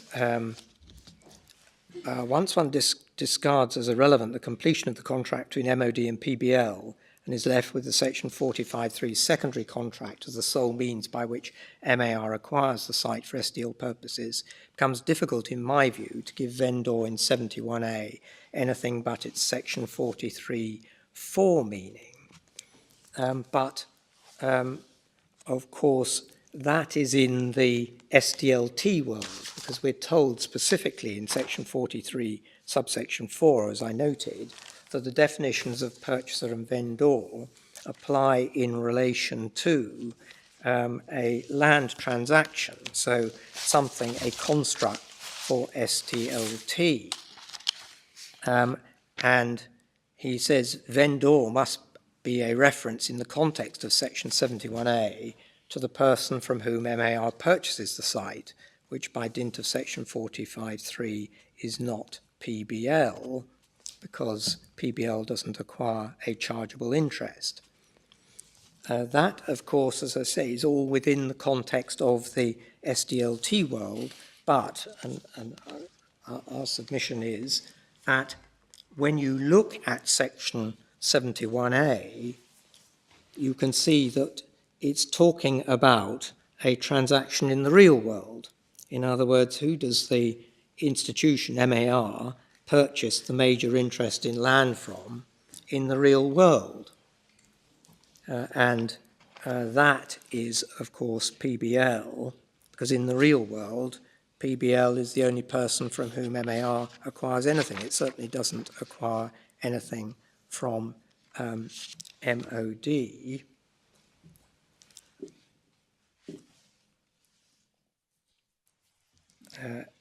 The PBL is the vendor in relation to that real world transaction.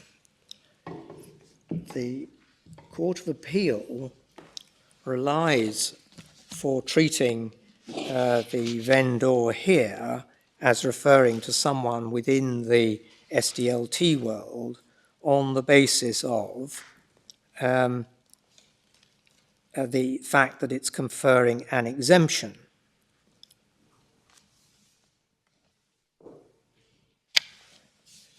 But if one looks at, as I mentioned at the time, if one looks at section 49, which is the provision of the Act that tells you what is exempt, it's not a necessary construction of section 49 that what is exempt has to be a transaction solely within the SDLT world. Section 49 was at MS 1064, and it just tells you that a land transaction is a chargeable transaction if it's not a transaction that is exempt from charge. There's no reason why a subsequent relief from tax cannot be describing a transaction by reference to its real-world characteristics on the basis that it will, in its real-world form, also give rise to a charge to SDLT because it will amount to a land transaction within the SDLT world. So it's not that there are clear divisions between what one might call the SDLT world and the real world. The SDLT world obviously relies upon what goes on in the real world as well, and therefore its description of particular transactions can be referenced by reference to their real-world characteristics and not solely by reference to their SDLT characteristics. And we say that in relation to section 71A subsection 2, that is certainly true because subsection 1 is describing real-world transactions and the vendor is, by reference to, who in the real world is the vendor of the interest to the financial institution, in this case, PBL.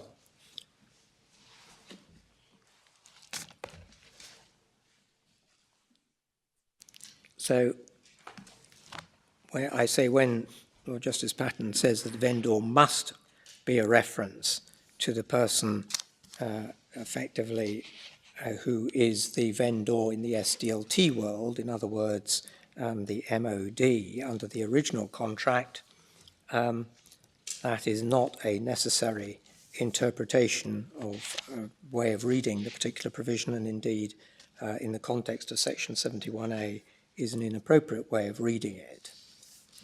But even if we are wrong about that, we have the provision of section 45, subsection 5A, and that's what Lord Justice Patten then turns to deal with in paragraph 31 in MS 277,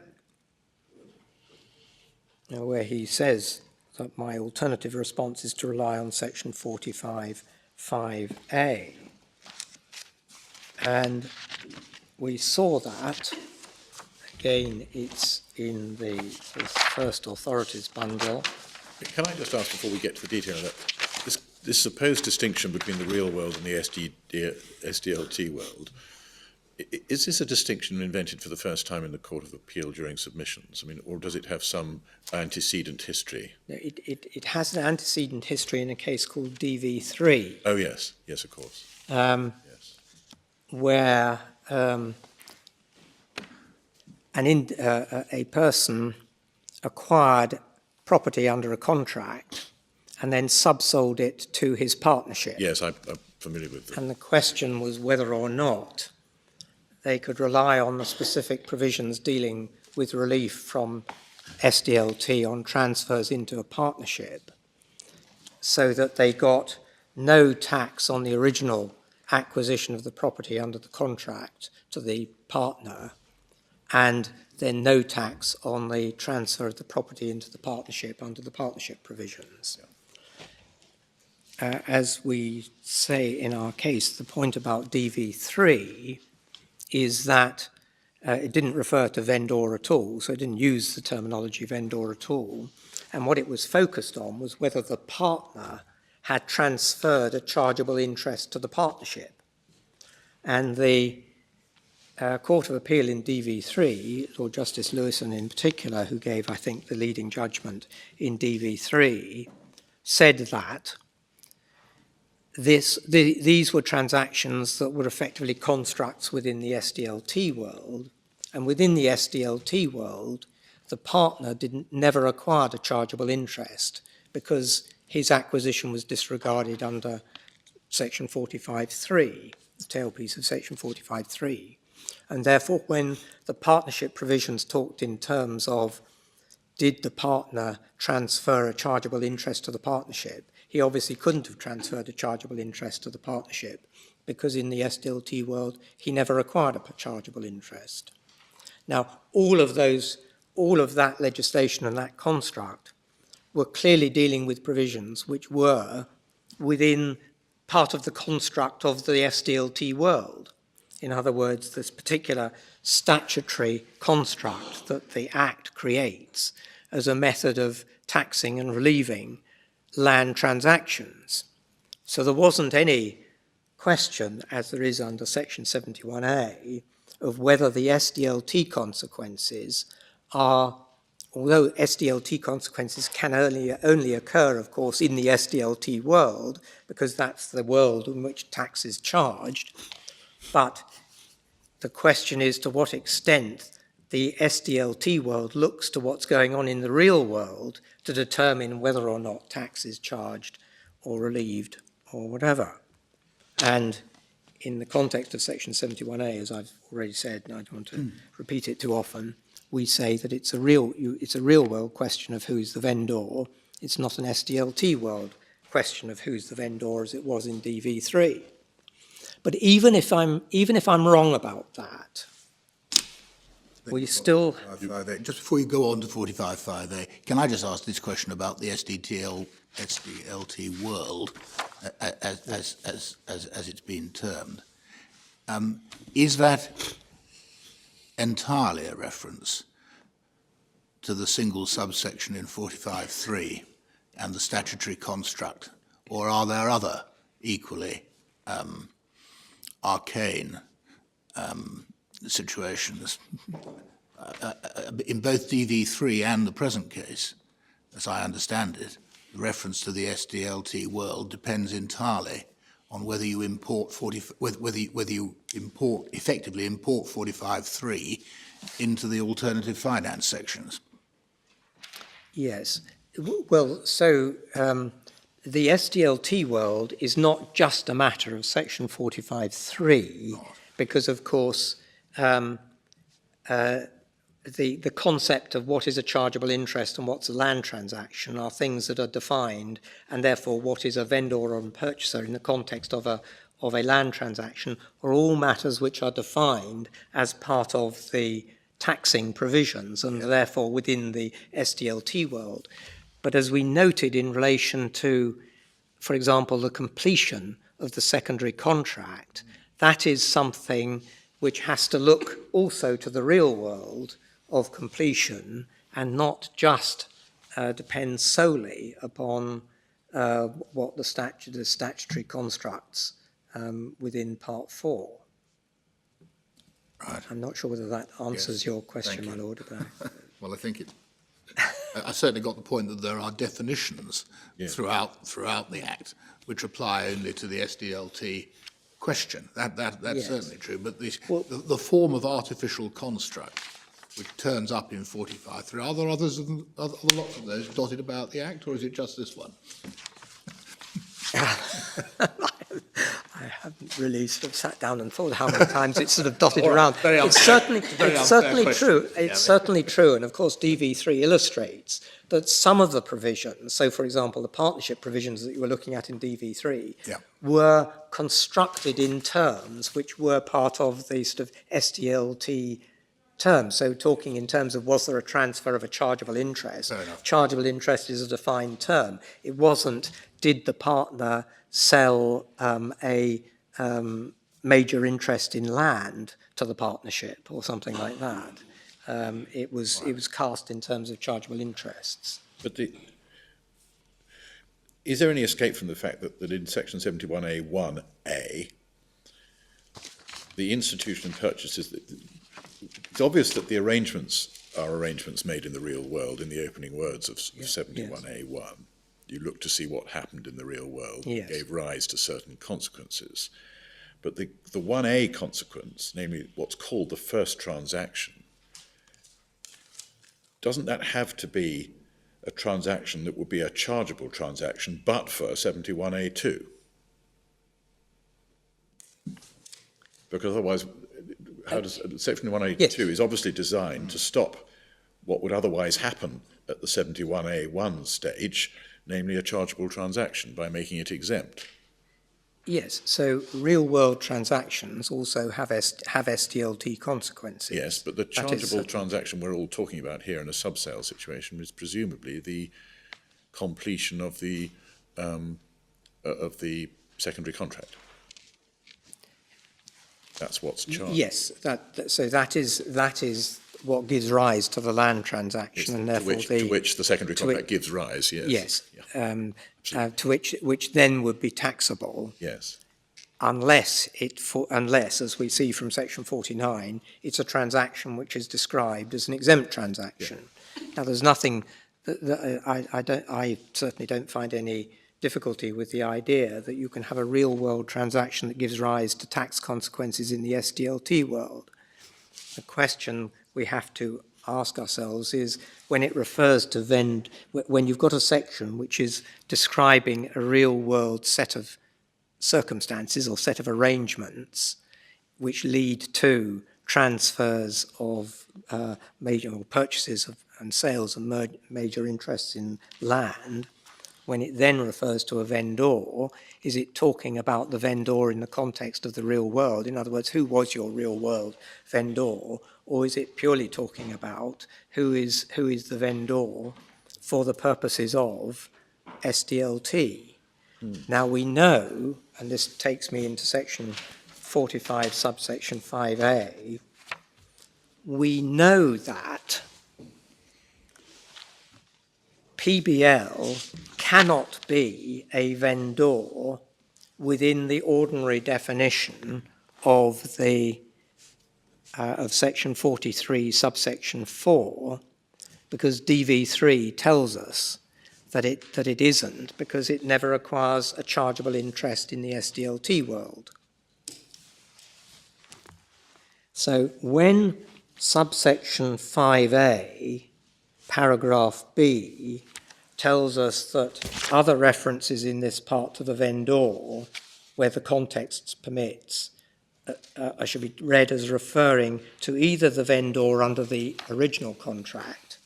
Now, the vendor under the original contract is a real vendor in the SDLT world, because he is a person who disposes of the subject matter of the transaction in the SDLT world. That's the definitions of section 43.4. So we know that the MOD is a real world, is a SDLT world vendor. The MOD is both a real world vendor and an SDLT vendor. But when it says that the transferor can also be a vendor, it's dealing with somebody who is not a vendor within the SDLT world. He's only brought within the SDLT world as a vendor through the provision of subsection 5A, paragraph B.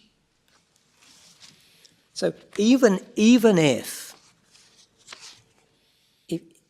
if we're wrong, and when section 71A refers to a vendor, it's not referring to the real world vendor, PBL, but it's referring to an SDLT world vendor, then why is PBL not that vendor by virtue of paragraph B of subsection 5A? It's difficult to see on what basis it would not be the vendor for the purposes of section 71A subsection 2, because if you've concluded that you can't look at the real world, you have to look into the SDLT world. The SDLT world tells you that somebody who's not a real vendor is to be taken as being a vendor. Can be. Or can be, yes. Which is enough for your purposes, you say. Which I say is enough, yes. Well, Justice Lewison said, indeed, it's all governed by if the context admits, and the context simply doesn't admit within section 71A. And the reason it doesn't admit, I think, is because of 45.3. No, but subsection 5A of section 45 operates in the circumstances in which subsection 3 has told you somebody is not a vendor. So it's effectively, it's effectively putting the person back in the position of vendor, subsection 3 having taken him out of the position of vendor. Or at least allowing him to go back. Or allowing him to go back. And once... I mean, it's odd that subsection 5A wasn't there originally, because you would think that when they created a hypothetical transaction called the secondary contract, and where there might be reliefs, vendor-related reliefs that applied to it, you would need to work out who the vendor was. My question is, I think, is why once it does get there, to say, well, it could be either or, does that mean that the taxpayer can choose whichever vendor produces the most beneficial outcome from SDLT purposes?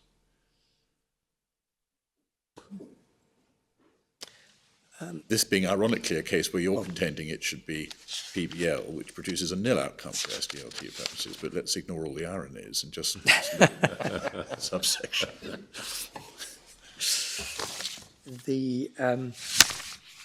Just to deal with your first point, my lord, this was added, 5A was added quite quickly. Yes. And I think reflects the fact that initially the legislation was produced with some haste, and therefore there had to be quite a lot of tinkering with it at phase. So it was only a matter of 3 months. So they obviously realised that they needed to say. Well, because somebody said, what about group? Somebody said, who is the vendor under all of this? Yeah. And they said, well, we better deal with that.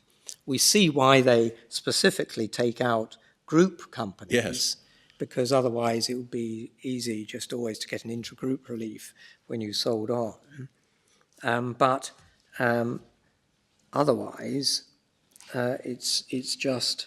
well, one could see the thought process might have been, oh my goodness, how does this affect group relief? We better deal with group relief. And then somebody says, and we're having to deal with it because the artificial secondary contract, we're not told who the vendor is when it's completed, and so we better put in something that deals with all other situations as well. But what I find very difficult to understand from 5A-B is how you choose between those two alternatives. It says you've got these two alternatives. Well, I don't think you...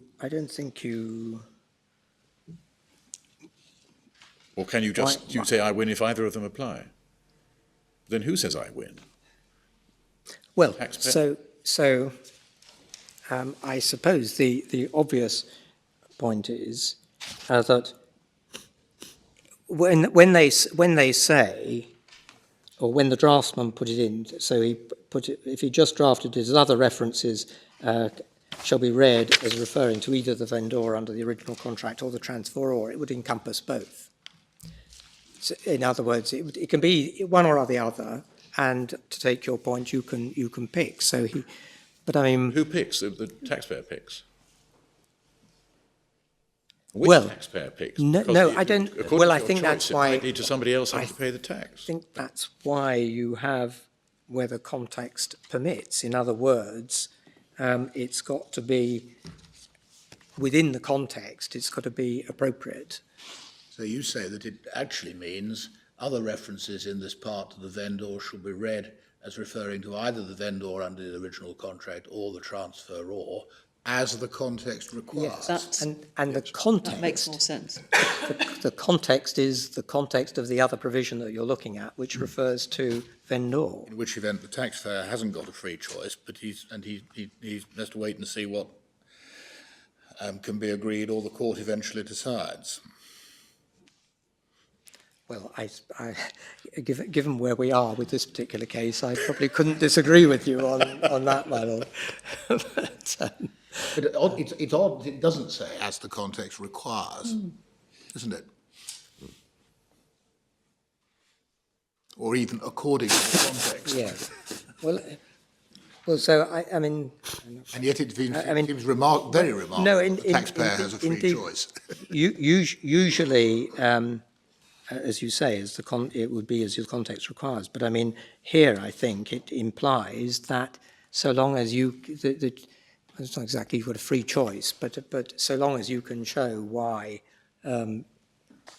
that meets the terms, then then you can take whichever one you think is the appropriate one for the contract. But then you might, but this is a tripartite situation where you have, in this context, the three parties are it's HMRC, MAR and PBL. And what happens if in their returns, PBL and MAR choose differently? They might well choose differently. Well, actually, my lord, I think that's most unlikely because I mean, it would be. Surely MAR is going to want to say the vendor is PBL. Depends, doesn't it? On So my transaction, so I don't have any pay any tax. Yes. PBL say, oh no, it's mod. Well, Therefore, you do have to pay the tax. Well, in which case, I suppose. Except the revenue never got round to taxing you. Yes, but in the context of a transaction such as this, where actually what is being done is raising finance, the PBL's exemption depends upon MAR doing the right thing.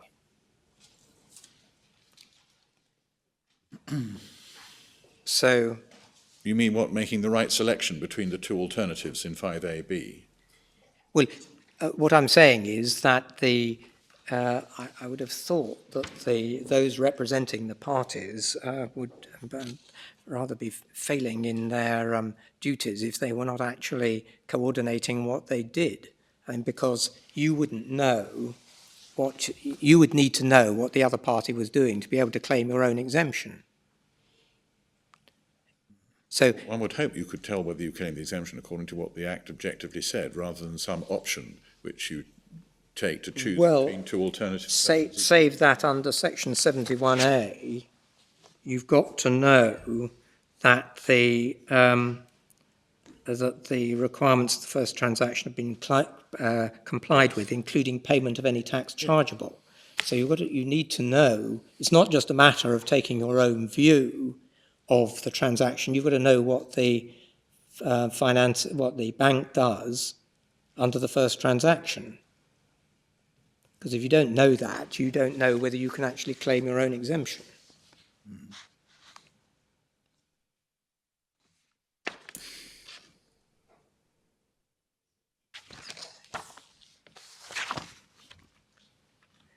Because it's what, not, so MAR gets the first choice, and PBL has to go along with it, unless it contracts up front with MAR that it will make a particular choice.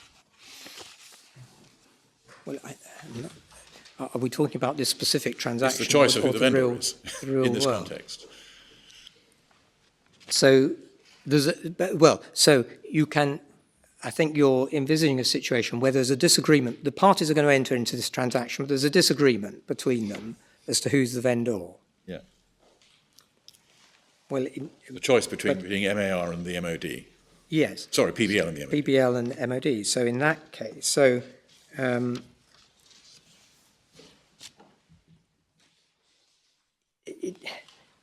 well, I have explained on what basis we say that you know who is the vendor. Yes. But you're saying, well, actually, so we're in a situation here where the MAR says you're the vendor. I've bought it from you. I've taken a conveyance from you. And Section 71A1 talks about the real-world transaction. So I don't think I think I can claim exemption from tax. And PBL turns around to MAR and says, actually, we don't think that's right. We think that actually the MOD is the vendor, and therefore you must pay the tax. But the point is, PBL cannot claim an exemption unless it knows that MAR has done that. In other words, has returned and paid the tax. So this is something, I think this is my point about the parties have got to sort out between themselves if there is that agreement you're postulating. Well, I mean, there was no disagreement between the parties because they all thought it was PBL. They all thought it was PBL. They all made their returns on that basis, and they argued on that basis in the first tier tribunal. Yes.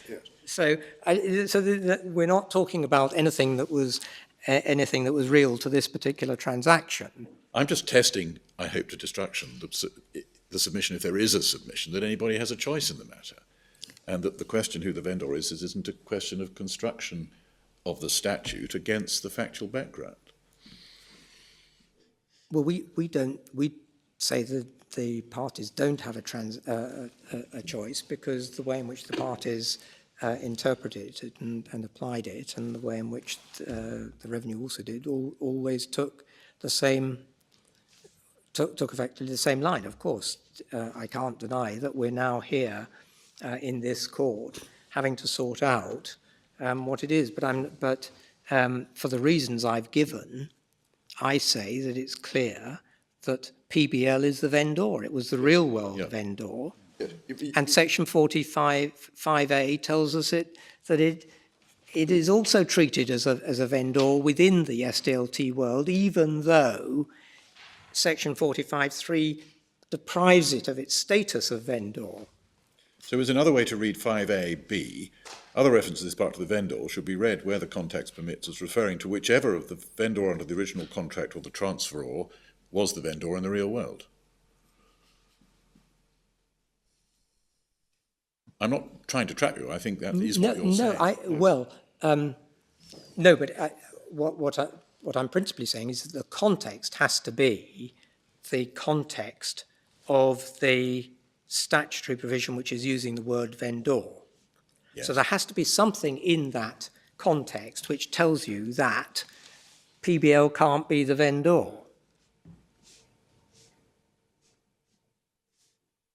Because if it can be the vendor, then the context permits it to be the vendor, and it's treated by 5A as being the vendor.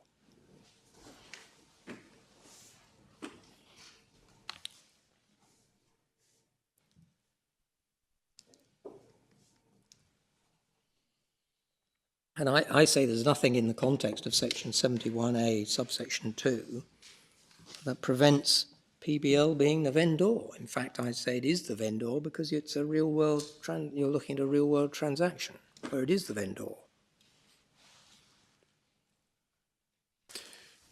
So perhaps we can flog that one to death. Yes, but you can't you can't bring in the real world argument because you are praying in aid 45(5)(a)(b) as an alternative if you didn't succeed in the real world argument. As I understand your submission. But it would be a very odd scenario. Yes.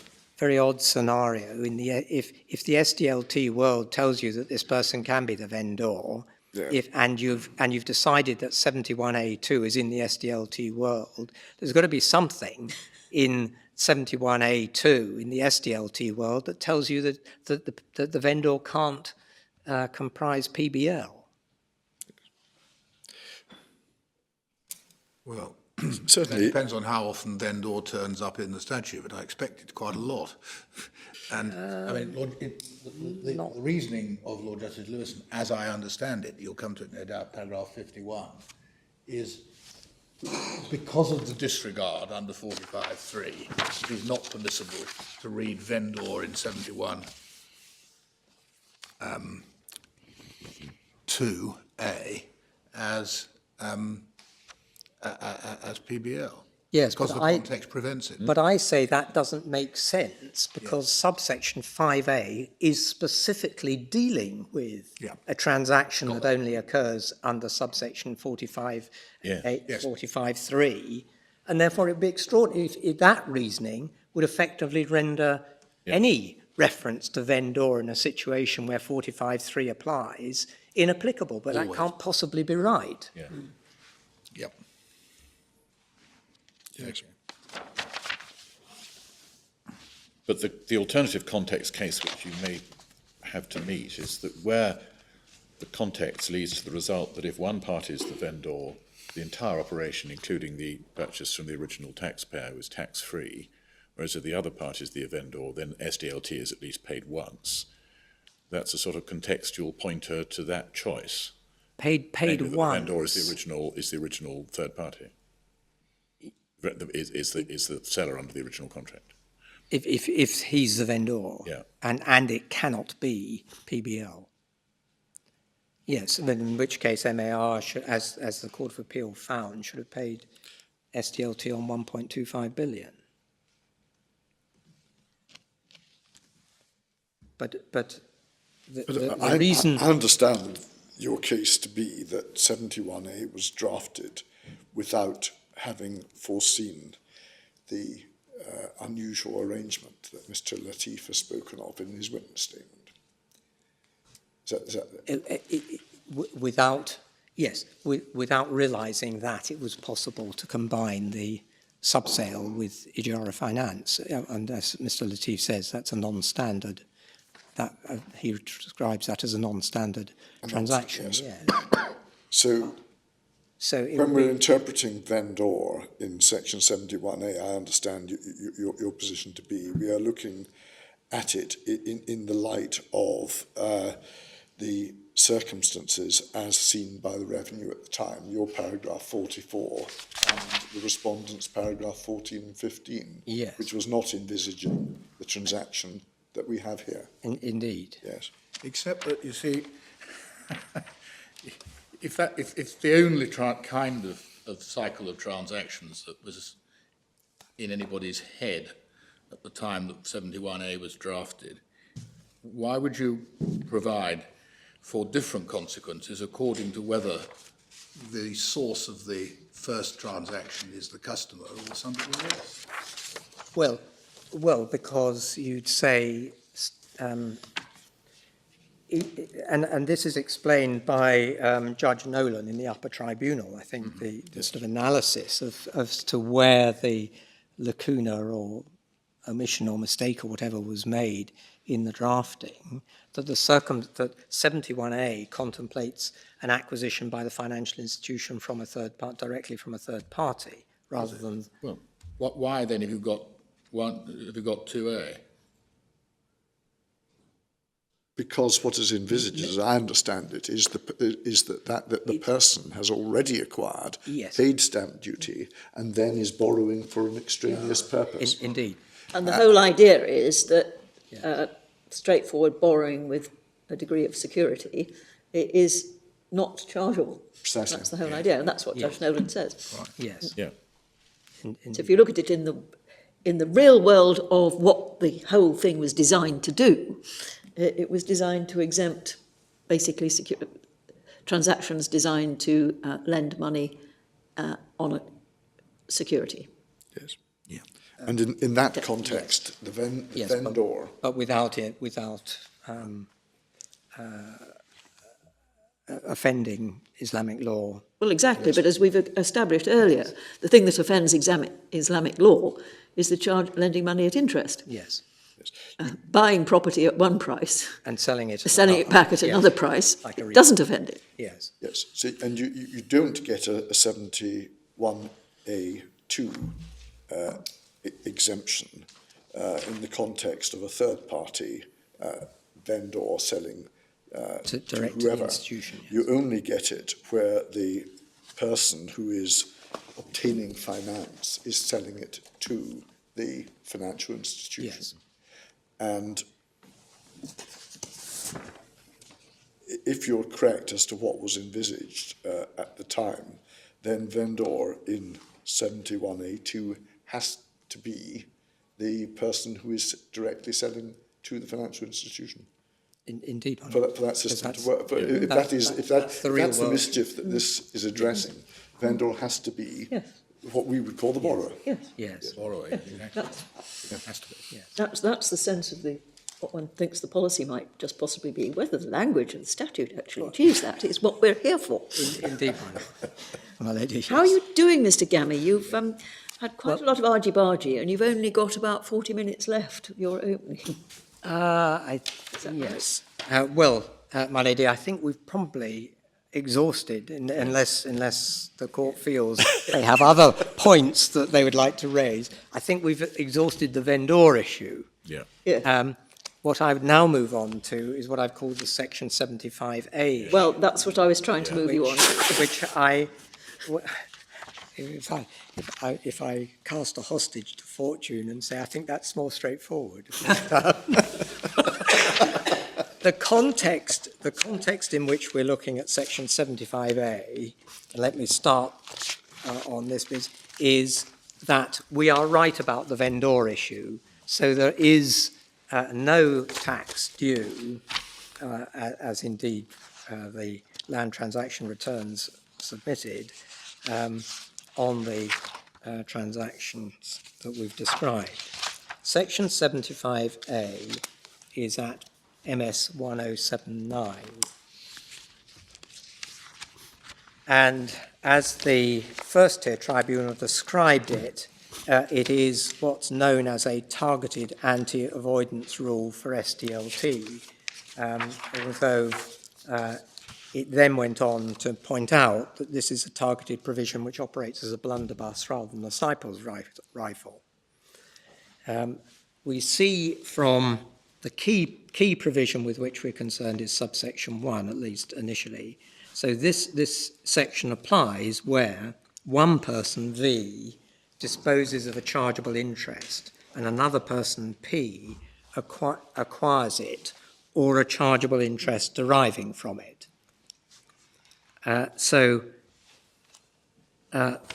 It's common ground that the one person, V, is the Ministry of Defence. And I think it is also, it's not necessarily common ground who P is, because my learned friend and PBL say P is MAR. We say P is PBL. The reason, even though PBL ends the transactions with a lease of the Chelsea Barracks rather than the freehold of the Chelsea Barracks, that is still contemplated by Section 75A 1A, because the lease of the Chelsea Barracks is a chargeable interest deriving from the freehold that the MOD has disposed of.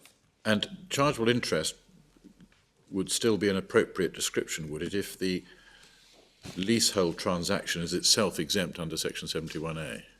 Yes, a chargeable interest is defined by yes. Section 48 of the Act, so it falls within that. And then we're told with B, a number of transactions, including the disposal and acquisition, are involved in connection with the disposal and acquisition. So the disposal and acquisition are the disposal by V of the chargeable interest and the acquisition by P of either the chargeable interest or a chargeable interest derived from it. Those two, the disposal and acquisition and any other transactions which are involved in connection with them, are the scheme transactions. And then C tells us that some of the amounts of stamp duty land tax paid in respect to the scheme transactions is less than the amount that would be payable on a notional land transaction affecting the acquisition of V's chargeable interest by P on its disposal by V. Now, the first tier tribunal and the upper tribunal, certainly in particular Judge Nolan, analysed and grappled with the difficulties of interpretation, of actually working out which transactions and how Section 75A applies to them, and both tribunals effectively accepted the revenue's arguments as to how this should be approached.